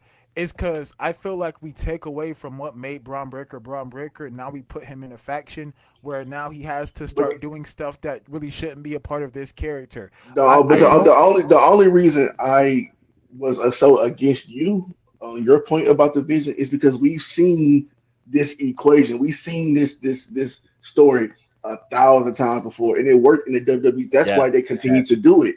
You take the good veteran person and you grab the next guy that you want to push and you put them together so they can turn into giving the new guy the rub in the rocket. The problem with the Vision is Rollins got hurt, Bronson got hurt, Braun got hurt. But so also, now everything Logan got hurt. But let's also call a spade a spade. The story just wasn't good. Like WWE did not give them good material to work with at all. But my thing is, Evolution's story was not always good either. We seen what it turned out to be. You said what? Evolution, the entirety of Evolution. I'm not arguing, but the beginning, Evolution was not. Evolution was not given poor material, and they were at times. Eugene, bro. I was literally about to bring up Eugene. Eugene is close to the beginning. No, Eugene is close to the beginning. Eugene's not bad. Eugene's not bad. There's stuff with Eugene every week. That was their main storyline, bro. That was bad. That's not bad. The main storyline being you beating up. That also wasn't like the entire storyline of like they had other stuff going on. That was when the Shelton Benjamin stuff was also going with them. I believe that was all at the same time. You had like the Bronson Reed stuff with Roman. Braun Breaker wasn't really given too much. Like he tried to do the stuff with him, but like you just didn't have a lot on top of the injuries, on top of other stuff. Like the Vision also just wasn't that and even on weekly television, like they just aren't doing the best work, whether it be storylines or whatnot. The Vision, the Vision just wasn't given the best hands. I'm not gonna lie, and that's not a knock on any of the wrestlers in there. Do I think that all four of them, Theory especially, could be doing better work? Sure, but like also, it's hard to do when this storyline is just so bad and has such bad effort. Theory's problem is that WWE didn't capitalize off the heat. He also is not a heel. Like he clearly is not a heel. It should have been a face. That's honestly, clearly not what he's talking about. He was supposed to. He was supposed to come back as a face. Bringing him back as a heel was a dumb after the Grayson Waller. Yeah, stuff, it was dumb. He was getting cheered. He was getting cheered. Was here. Y'all completely killed it. Y'all derailed it. Yes, they did. Also, they messed it up. Mo, you disagree with this, but I also think Braun Breaker losing to Rollins that third time really was a stunning growth. Like I definitely. Yeah, that was a slow. But at that point, he was already stunned against Rollins. He beat him at the last Hell in a Cell match they have. I know he beat him the third. I know he beat him in the last match. I didn't realize. He was already done though. Just to kind of collect us, we've been here for a bit, and we do got one more topic, boys. Just Reese, I don't think you've necessarily just given your full final statement. Is young talent truly ready in the WWE? What do you think? We don't know. Young talent not getting the opportunities that the talent has got before. I feel like we will never know if they're truly ready if they don't get the opportunity to, right? Like if that person doesn't get playtime, we just don't know how good they'll be. Obafemi is a pure example of, hey, I've gotten that PT and I've been succeeding. Braun Breaker is an example of, sure, I've gotten the PT, but I'm not playing with the right team. And because of the people around me, I'm not looking the best as I should be, right? And on top of that, they've held him back. I think certain guys should be having matches every week. Certain guys should be wrestling every week. I think when you relegate somebody, young talent, like a Dominic Mysterio, a Braun Breaker, an Austin Theory even, despite how much of not of a fan I've been of his work, guys like that, when you don't have them wrestle weekly, when you don't have them go out there and put on matches, I'm not saying they don't wrestle. They wrestle sometimes now. Division does have their tag matches sometimes, but it's definitely not consistent. I feel like you need to provide opportunities weekly for these guys to go out there and show us what they're made of. And they have not gotten that because we've been so focused on putting old talent on our screens or having 15-minute Danhausen segments or 20-minute commercial runs. And selling. And I think it's absolutely asinine. Or the Bloodline's taking up 20 minutes of TV time. Excuse me. Get out, man. Are they wrong for leaning on what's making them the money? Absolutely, because ratings are dipping. Ratings are going to dip regardless because nobody's watching live. Nobody watches live anything anymore. Not true. AEW's ratings are going up. Because people love AEW though. Like, okay, so AEW's ratings are still not past WWE, like their main. You can't. When we talk about, hold on, wait. SummerSlam is a big telling of where the direction. Yeah, but he's talking about live ratings, so we can't talk about the Well, I'm saying that the AEW fans are clearly enjoying their product more than the WWE fans. I can agree because it's night and day. WWE exactly. is going to be, so that should not be an excuse. But that's what I'm saying. WWE is going to be WWE all day long. You know what you're going to get with WWE. AEW is a wild card. AEW is a wild card. You never know what AEW is going to put on that TV. WWE, you know what you're going to get. You're going to get some. Like AEW is. I'm going to watch this live. I'm not an AEW watcher. I don't watch it live, but this is the process I've been noticing because I've been intrigued to watch stuff live with AEW. I will say that. I want to watch it live because I don't know what's going to happen. So this might happen or this match is happening on this random episode. While WWE, I can get the recaps in 5 minutes if I just wait on YouTube. Well, I think that's a WWE issue. Like when that's their formula though. You know what you're going to get on. But it was never. I could see if that was their formula since the test of time, but that's not been the case. WWE has always been the best when it's unpredictable and you're excited for the next show. So I agree. I don't think that like us saying that, right? Like us saying, hey, WWE's just like this is a cop-out and an excuse for WWE to keep on doing what they're doing. Like us saying, ratings were going to dip regardless. No, there was a time when ratings were going up. There's a time when ratings were going through the roof. There was a time when they were actually producing good time. But now I have something over here that's way more exciting. I can watch this. Okay, instead. So that's your sign to compete. That's why WCW and WWE have Monday Night Wars. Because the other company was putting on stuff that was exciting. So instead of WWE going, hey, we're going to put our pay-per-views the same time as AEW pay-per-views to try to outdo them. How about you just put on a better product? To compete with AEW, you have to forget about entertainment and start wrestling again. That's not true. That's not true. AEW is pure wrestling. You're watching AEW for the wrestling. I would be much more intrigued if Braun Breaker and Trick Williams and Nova Femi had more matches on week-to-week shows. So yeah, but that's not going to compete with what AEW is doing because you're watching AEW for the spectacular like the wrestling. That's not true. You're getting Kevin Knight and Kenny Omega on TV. You know what I'm saying? I still want my guys to wrestle. Like I will tune into a Roman Reigns has a match on weekly television. I'm locked in. For sure, but the wrestling is not as good as it is over here. Is my point. Here's another thing. I do agree, but that's because AEW's having 6, 7 matches a night. WWE's having 3, 4. They're having And two out of 4 of those matches are going to be interrupted by a comedy segment. And there's going to be interference. I'm saying that right there to me is an excuse for WWE. That's why I said you would have to give up the entertainment part. Yeah, that's No, you don't. You would have to give No, up the you don't. entertainment part. You Yes, can. you do. The match can be Yes, you entertaining. do. The match can be entertaining. But you're not going to compete with this match over here, though. By all means, I don't think that's what we want. I think that's why their fans are leaving the product and going to watching AEW. You're just not watching at all. It's because the hey, if wrestling you're gonna is have a better. 20-minute segment, sure, make the 20-minute segment entertaining. If you're gonna have matches of guys who actually matter. You're stuck, bro. You're stuck. When WWE was doing good, that's what they were doing. That's why when John Cena and CM Punk came back to WWE and they had the schedule now, they're wondering like, why am I only wrestling 40 dates? CM Punk calls it the easiest job he's ever had because he doesn't have to show up and wrestle every week.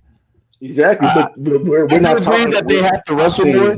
They should wrestle more. Of course, they should wrestle more. But I'm saying the style of wrestling.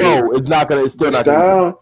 The style that we're getting, the style of wrestling that we're getting is night and day.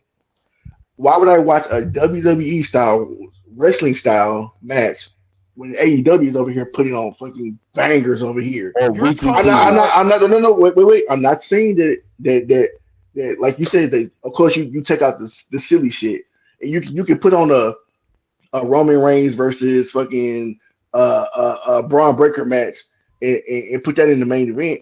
That's cool. That's fine. Over here, they're going to have what? Kenny Omega and somebody, and that's going to be night and day. Wait, but no. What if I want to watch the Roman Reigns match more than Kenny Omega match, which is most people that watch WWE? But that's people who fixated on WWE. The reason why AEW is gaining so much now because I'm gonna keep it. Because of the style. Y'all just heard the rant that I'm a Roman shooter. I love Roman Reigns. Sure. I'm gonna be honest. At this stage of the game, I prefer him have a match on Raw. For sure. You wanna know why? Because the Bloodline segments just ain't doing it. And maybe if you had a 3-man tag match multiple times on Raw with the Bloodline, how about the segment lead to a match? How about that? How about what I'm saying is, how about you be the main event of Raw? Right. When you go to a basketball game, back in the day you went to a basketball game, you was waiting to see somebody dunk that motherfucker, right? I mean dunk it, right? You want somebody come down the lane, 360 windmill, boom. Oh, that was so exciting. That was what? 2008. In 2026, you want to see how far somebody can pull. It's just a different style now. Like okay, you're dunking. Okay, everybody dunks. How far can you shoot that ball? Why? Because somebody changed the style of what's entertaining in this sport. What I'm saying is there's nothing wrong with having wrestlers wrestle every week in WWE, on Raw, SmackDown, and stuff like that. It's just in the day and age we live in now, it's never going to amount up to what they're doing over there because what they're doing over there is more fresh. It's more. My issue with that is that I've seen AEW and WWE put on pay-per-views, and the people think that WWE fans think that the WWE pay-per-view was much better because of the wrestling. So I'm not arguing that. I'm saying that me personally, and maybe not even just me personally, but other fans out there, regardless of what you could think the AEW match that you put on, that you watch, and we're gonna move on to the next subject stuff. But you could think that the AEW match that was put on was the best thing ever, and maybe it might be. But I'm gonna think that the Roman Reigns, I got people saying that Roman Reigns Jacob Fight 2 was a 4.5 star match. So I can't even say that. I'm saying this: you will attract the majority of your fan base as a wrestling company by having wrestling on your screen. Because there was a point in time where WWE was not putting on the best in-ring product, and they were still getting most viewed by having 8 matches there. Why? Because the big names were wrestling, and those big names wrestling, that attracted them, and that's what attracted them. So you putting on actual wrestling on your matches. Am I saying cut out the segments? Nah, don't cut out all the segments. But do we need 15 minutes of Danhausen when that could have been a 15-minute Roman Reigns match? That could have been a 15-minute Seth Rollins match. That could have been a 15-minute CM Punk match. When you already had 3 other Danhausen segments there. WWE fans think. A lot of WWE fans think that the wrestling in WWE when they try is better than AEW. I haven't heard that in a while. If I can give my 2 cents real I've quick. seen it. I've had to argue it because I watched Double or Nothing, and I thought Double or Nothing was better. And I've had to hear. I went on TikTok live. And I'm hearing oh, Roman Reigns is the best in-ring performer right now when he tries. When he can't, I've had to argue it. But like that's the thing. You gotta gravitate towards your audience. Sure, you can say that the WWE fans. I'm gonna leave it at that. Okay, if I can add 2 cents real quick, I do think something that Mo is that was saying. a comment by Will, by the way. I think WWE. Honestly, I think the biggest issue with WWE is they keep stars separated. I don't think it's necessarily that their stars don't wrestle, because I still do think we would fall into the Mo scenario. I think the wrestling is probably going to be better over at AEW, sure, but I think the biggest issue that WWE is having, and this is when WWE is clearly trying, is WWE kind of just keeps their stars just separated with no real explanation, and they only try to have those big matches happen at a SummerSlam, at a Mania. Absolutely. WWE can have a match happen that's big at a Backlash, at a Payback, whatever the heck they call it now, at a Money in the Bank. At Battleground. Even other pay-per-views, like stop just separating everybody for so long. The competition does it. The competition, I would say, because the competition does it. Yes, and the competition isn't afraid to do that. AEW will give you MJF and Kenny Omega on weekly TV, but I'm not saying that this match is necessarily going to be better than that. But one thing I don't think AEW competes with, even though we know the match might be better in AEW, if there's a WrestleMania on or a 5-star match about to happen, I'm watching WrestleMania. Like everyone here is probably picking WrestleMania over AEW's biggest show of the year, if we really being honest. Like the brand at the end of the day, the brand is still the brand. Yes, it's still the brand. But like in WWE during that time, that's when they're throwing the biggest stars to each other. WWE needs to feel like that all year. Don't be scared. Like Cody Rhodes and CM Punk. I feel like it's not working now because they gave it so little time, because they kept them avoided for so long. We got the first teaser for anything with them over a year ago. Like, they keep them separated for so long. They're very scared to just have that trigger happen on pay-per-view. Oh, and speaking of Cody Rhodes and CM Punk, is CM Punk and Cody Rhodes mid? I kind of just gave my opinion, but I'm really curious on everyone else's. CD, you've been super, super duper quiet. I think you've been combing the beard. You look a little prettier. How you feel about this topic here, sir? Okay. First off, that was crazy. Second, I think I don't think it's mid. I don't think it's mid at all. I think it really picked up at the kickoff, SummerSlam kickoff, when it was like, going face to face, and when Punk shoved him. I felt like, well, it really started at Saturday main event when like Punk hit him in the eye with the title. That's really what it set off for me. I was like, okay, we're getting somewhere. We're getting like somewhere where Cody's being a little paranoid, can't really trust him and whatnot. Then we really seen like what's going on. Like, I felt like that's pretty good. I felt that's where everything started to pick up. Everything else before that was low key mid. I can't lie. But granted, that was like really the start of it. But now, like, ever since seeing SmackDown with that promo that they just recently had, I ain't gonna lie, I can't say that this is mid. For anything, I would say that this is probably probably one of the best like builds going into SummerSlam. And I firmly believe that. Like, I genuinely believe that. I feel like we're going to continuously get more promos between these two going forward. That's going to be just as good as they went on SmackDown. So, to answer the question, is CM Punk and Cody mid? I think not. I disagree. I'm impartial because I do think it's cooking up. I just think, and it's kind of just, it's not where it's meant to be. This feud for a very long time, for the first 2 weeks, maybe even 3 weeks of them trying to build it, was built on the fact that, we have this big guy and this big guy. They're going to fight. There was nothing else other than their name and their draw power that had for their SummerSlam feud until Saturday Night Main Event, in my opinion, with the belt. Mm-hmm. And now August 1st and 2nd is what, next weekend? That's insane. 8 days. In about 7 days, yes. To build between these guys.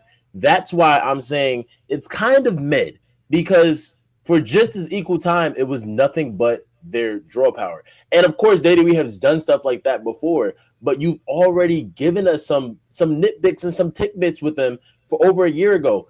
Bring some of that stuff up. There's so much stuff you could do. Maybe something big happens in the match that can make up for it. That, like a Cody Rhodes heel turn will make a lot more stuff make sense. Even because I think it was kind of even dumb for my belt, a small piece of my belt smacked you in the eye. Yes, that belt is heavy and it might have hurt, but it looked like an accident. Come on now, it's not that big of a deal. Y'all supposed to be bros, and that's going to be the catalyst. That was my issue. Okay. To just have that be the kickoff and that be the real reason that we now mad at each other. The promo was fire. Yes, I can agree with that. But it could have just been so much better. I think it's more so a disrespect thing, to be honest. That's it could have been a disrespect thing, yes. But if me and you are supposed to be brothers and I'm believing this, I'm just gonna order. So maybe if we're going this hypocritical Cody, this egotistical Cody that's about to hit a heel turn Cody, we know we're not getting that. Then I would believe this and I would understand that mindset of Cody a little bit more. And I think I can back that so much more if we are going to pull the trigger on a heel Cody. I personally think this feud could use something like that to really edge it up and keep it going. Let's not stop this at SummerSlam. Let's have them run it right back at the next pay-per-view. Let's stop being scared of having these big stars face off at pay-per-views that are not the big four. Good water. I agree with you, Seth. I agree No, to a certain degree. Mr. Reese. This shit is mid. Excuse my language. It's terrible, bro. Basura. And it's mid for all the reasons it can be mid for. It's not mid because of the who's in it. Because Punk is great and Cody is great. But for everything around it makes it mid, right? And don't get me wrong, right? Y'all know Cody's my guy. I rock with Cody. But seeing Punk winning the title, coming out and talking, and then Cody just says, "Hey, it's my turn." And that's the match we get. We're only getting the match. Why? Because SummerSlam is here. That's my thing. We need draw power. So hey, Cody, go out there and say you're gonna get a match. Because that's a mid reason. Why not make Cody fight for a chance? Why not make somebody else fight for it? Why not build up the storyline and have someone earn the title? Because this is the WWE title, by the way. This is not the World Heavyweight Championship. This is supposed to be the most prestigious. Yes. So somebody's just walking out there, Cody doesn't matter if it's Cody or not, and just saying, "Hey, what's up?" And then they be like, "All right, yeah, we're gonna lock it in for SummerSlam." Like, no, that's weak. And then I didn't hate that, by the way, but I get you. And then Cody is so. I don't want to use the word that Reese loves to call him, but in this situation, I've seen you talk crazy to Roman Reigns. I've seen you talk crazy to Gunther. I've seen you talk crazy to Kevin Owens, Sami Zayn, all these other people that came to you and challenged you, and Randy Orton, and that was your mentor. I've seen it. John Cena. Yeah. Why are you so soft when it comes to CM Punk? Like you're like, oh, no one's made me fear. Like no one's made me scared. No one but you. Like, yeah. Why are you afraid of CM Punk? He just got back. He got beat in the main event in WrestleMania. It took time off. He showed up for one night, got a championship back, and he scares you. You've been here the whole time. Why are you so afraid of CM Punk? Like that doesn't make sense. He's supposed. What does he say? I mean, I guess this is like his last real friend that stabbed him in the back. Right. I mean, CM Punk is one of the friends that didn't stab him in the back yet, so I don't know. Not hard to find, hard to kill, all that stuff like that. Like hard to beat. Hard to beat. My bad. Why does that go out the window when it's CM Punk? Like that automatically makes me be like, like you sound like a B word. You know what I'm saying? Like sound like a female dog, brother. You sound like a female dog, brother. Why are you bowing down to CM Punk and saying that you're scared of him, you're afraid of him, like he makes you nervous? That just it's hard for me to take you serious because you want to be such a baby face, you're making yourself look bad when you haven't done that with anybody else. So it's just like, and then CM Punk is saying the same old Dusty's kid, Dusty's kid, Dusty's kid. How many times are you going to say Dusty's kid? Yeah, we heard that so many times already. I get it. It's like trying to be a jerk and ass, but we heard it so many times already. It's like, yeah, it's spicy, but like the more times you say it, it's gonna like run its course. It's gonna be like, Yeah, it okay, wears off. yeah, it's gonna run its course, brother. Dusty's So, kid, Dusty's kid, so I'm Dusty's hoping we kid. get new material if we have enough time for that, because Listen, that it's Dusty that. kid Well, shit, before y'all gentlemen continue, I'll tell you exactly why Cody Rhodes versus CM Punk has been a completely mid disaster, and it's because of the exact reason we were talking about before. Is that WWE doesn't put on matches before these pay-per-views. They sit there and they wait for these guys to make it to one big pay-per-view, and then we have the big blow off. Imagine if Cody Rhodes had a match against somebody else and CM Punk's at ringside and maybe they push each other and then CM Punk calls Cody Rhodes the match by accident instead of having a strap hit Cody's nose, and now Cody Rhodes is all mad. He's like, "You CM Punk, you're not going to like me when I'm angry, CM Punk, because eventually I'm going to snap one day, CM Punk. It's not going to be now, brother." And then CM Punk's calling him brother, Wow. and now they're both brothers, and now they're both Hulk Hogan Juniors calling each other brothers all over the place. It's I would absolutely hate that. insanity. Look, LA this is Knight why promo. we need to have matches on our You forgot the shows. list, by the This way. is why WWE needs to have more effort. It's because when you have matches and you can build stories around certain matches and not just 20-minute promo segments, you will end up with a better product. You can have your 10-minute segment on top of a 12-minute Monday Night Raw match. It would add to the Superstars catalog. It could actually have a good storyline that the beats in the story and the beats in the match could lead into the rivalry being even better than it is right now. The thing is that this rivalry has really more potential than the Seth Roman rivalry that's going on, the counter one. Why does it have more potential? Because it's newer, it's fresher, and it feels like a breath of. It should feel like a breath of fresh air to the Seth Rollins feud, right?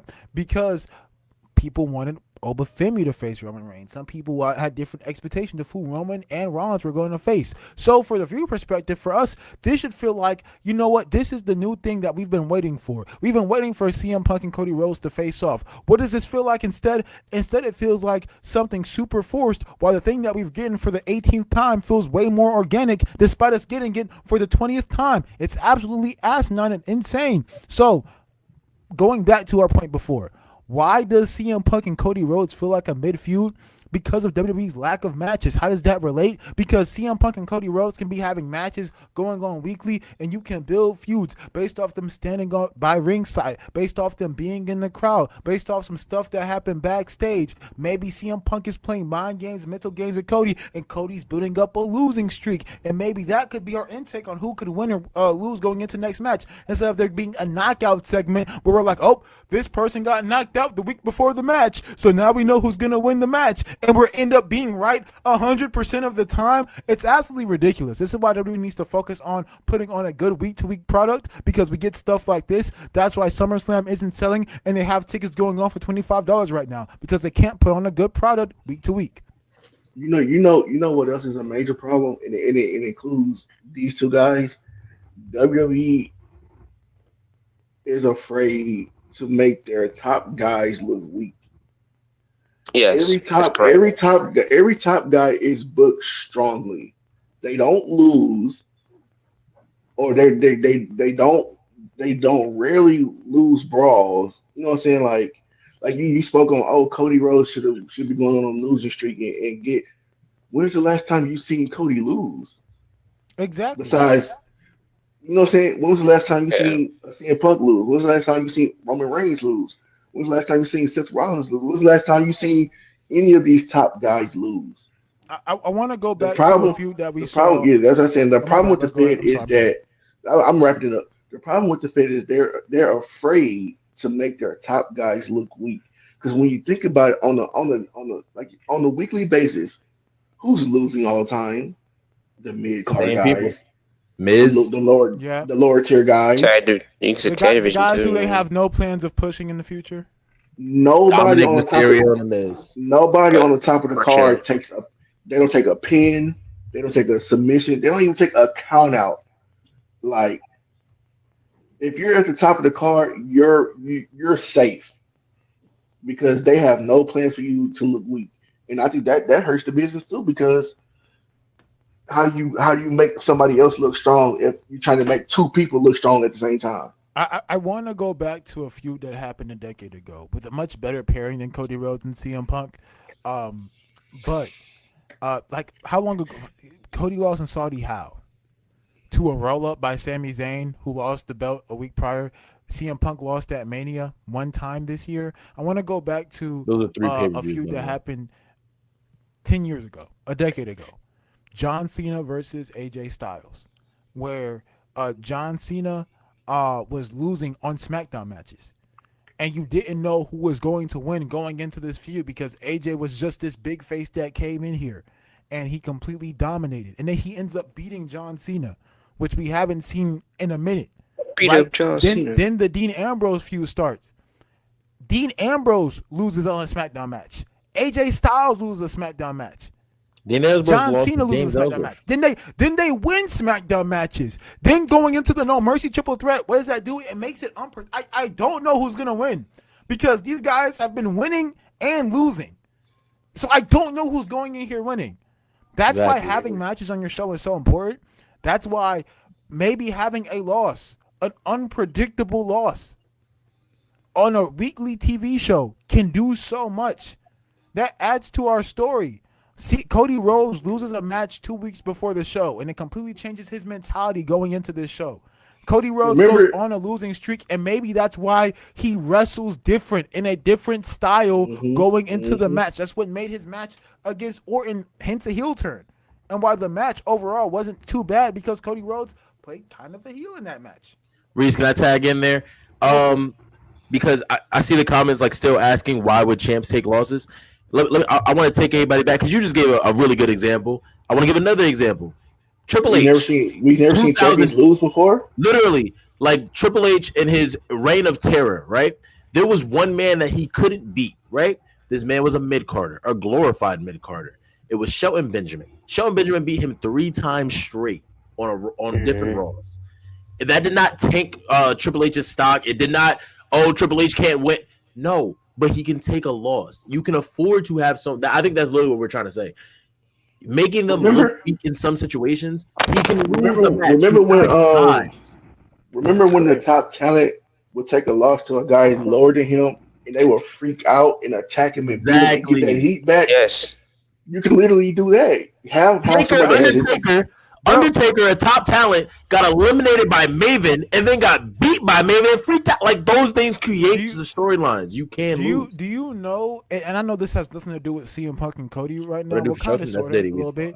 But do y'all know how much more heat the Bloodline would have got if they didn't spend a segment attacking some comedian celebrity because he's having a movie with John Cena? But if they actually went out there, had Jey Uso have a one-on-one match with LA Knight win the match, and then the Bloodline comes out and completely just destroys him and packs him up. Like they go out there and just slam him through tables, throw him. Remember when Batista put John Cena through the light? They recreate that spot. They just completely send LA Knight out of commission, and they just start beating up babyface favorites. Having matches and having just some effort goes a long way. It goes a long way. Look, like, do you remember when freaking a big show would come and like throw somebody into a spotlight and then Raw just ends, or when like something crazy happens? We don't really get that because all we get is like promos, a brawl, brawl. Roman Reigns, Jalen Brunson, Seth Rollins, and who was Tyrese Halliburton, brother. Rollins ended all Saturday Night Main Event. Yeah, that was crazy. Not even sound real, bro. That's something that doesn't go on screen. I ain't gonna lie to you. That should have been go home for the New York. That should have just been go home off cam for New York. That should have been off cam. I actually think that segment would have done a lot better if they did it at an NBA game during halftime. That would have been cool. Or I just think that's something that you give the fans there because it's New York. Okay, cool. First championship in years. I feel not like you international fans that don't care. Like, I also feel like you open that. Open with that. You don't end off a show with that. Jay gets too many matches respectfully, yeah. Yeah. I think Jay is like on every, if not every episode of Raw, he's on every other episode of Raw wrestling. Yeah. No, Jay's been gone since. When's the last time Roman wrestled on a Raw? When's the last time when I was in middle school? When's the last time I know Cody's wrestled on When SmackDown more recently than all of them, but like yeah, Cody yeah. will have like 5 SmackDown matches. I think CM Punk's last Raw match. That's a high Correct me for if I'm wrong. everybody. You seem to have a lot of facts in the comments. Correct me if I'm wrong. Cody's CM Punk's last match was Braun Breaker on Raw. Yeah. Sami Zayn. No, Wasn't Sami it Zayn. Sami Zayn for the title, Oh brother. yeah, That's how duh, Sami Zayn for the title, bro. duh, Sami Zayn for the title, man. Okay, before Sami Zayn. Before Sami, yeah. And he probably It won't was have Braun a Breaker. match on Raw for a while. But like big stars, like Danny Lee was at his best when I was able to see John Cena. John Cena and Edge were fighting on Raw and having matches on Raw in the middle of their feuds. Like they were just having matches on Raw too. Like they were also, and like, that stuff was happening. it led up for a reason, and maybe it wasn't even. I would say match. the weekly shows, the matches that they had on the weekly shows led up to their matches on pay-per-views. Exactly. And it's like not just we're gonna promo battle. We're gonna promo battle. You had to watch the matches to understand why they're doing what they're doing in the match. Yep. Like the matches, the match build-ups were essential, and that's what WWE's missing. Ooh, AJ, I missed that match. Like they were essential. They were core pieces. When was the last time we had multiple champions defend the belt on a paper on a PLE? You mean every champions win the belt? All champions. When the last time we had? That's we also we might get 2 or 3. They want to say probably maybe like 2 years ago. It's like 10 belts. 2 years ago. They want to say the big matches for the PLEs, but then they never want to give us any payoff at the PLEs because they want to lead it into the next PLE. So we wait for the next PLE. Like they continuously keep us on the string, and then they wonder why the ratings are dipping from week to week shows. It's because us as the fans don't feel like we're going to miss anything. Like there is some stuff like sure you can watch the NBA Finals highlights, but I don't want to watch the NBA. I want to know. Like I want to see it live. You can watch the Super Bowl highlights, but like I want to watch the Super Bowl. It's about the journey. It's about the experience that you get while you're watching it. Absolutely. Like make Raw feel like, bro, I cannot miss this Raw because 2 people are about to fight. Instead of just leading to pay-per-view, lead the pay-per-view into the weekly, which leads the weeklies into the next pay-per-view. Yeah, remember when they used to have cliffhangers? Like, my God, I have to tune in next week to see what, because they just cut the screen up. Oh, this happened. Yeah, they cut the screen on some peak. I gotta watch next week to see what's gonna happen. Bro. Yeah. They cut screen on some peak. When Vicky Guerrero banned Triple H from using a sledgehammer on an episode of SmackDown, oh my gosh. Yeah. Bro, absolutely. I just said some mid-junk. They ain't even respond.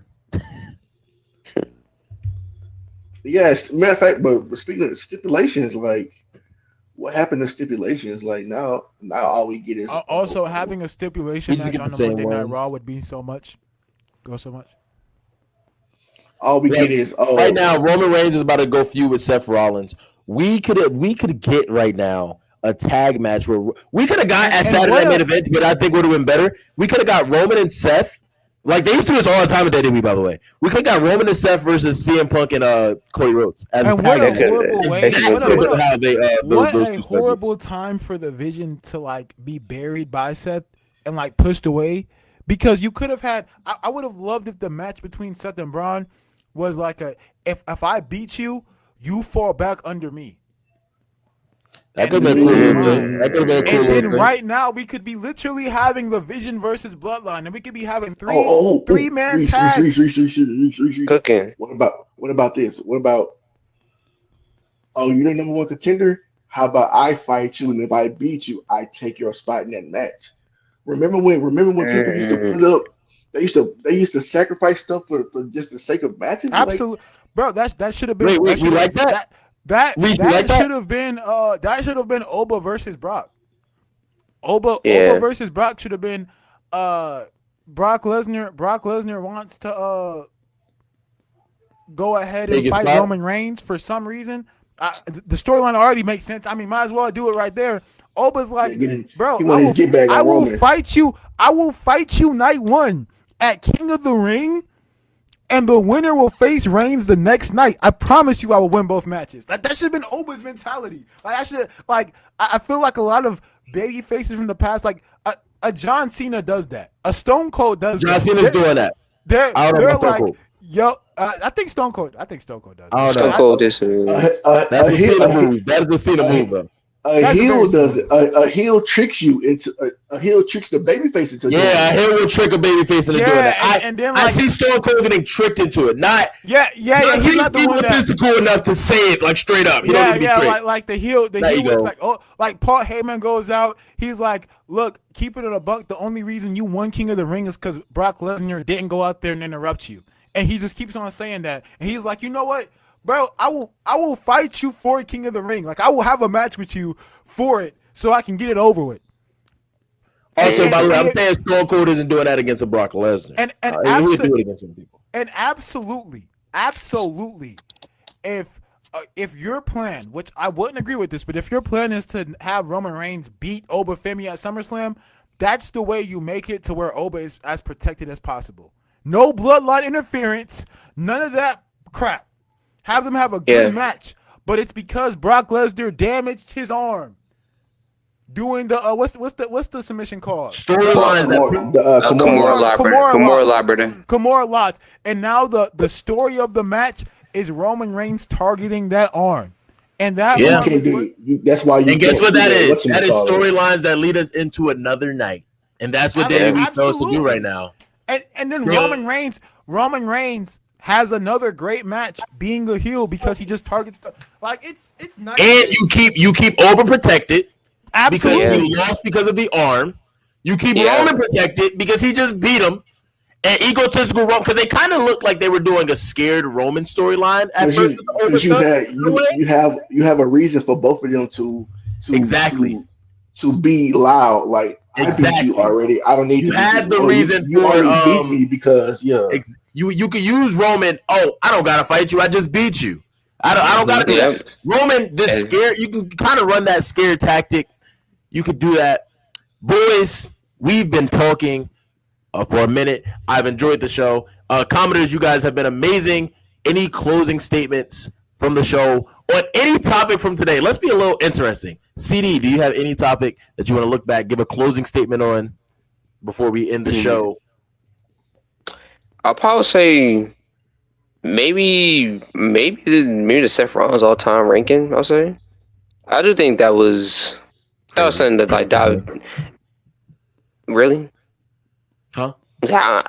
Okay, whatever. I thought it was pretty interesting though. I thought actually discussing about Seth Rollins all-time ranking, figuring out where does he lie at, because Reese is different. He don't even think he's in the top 15.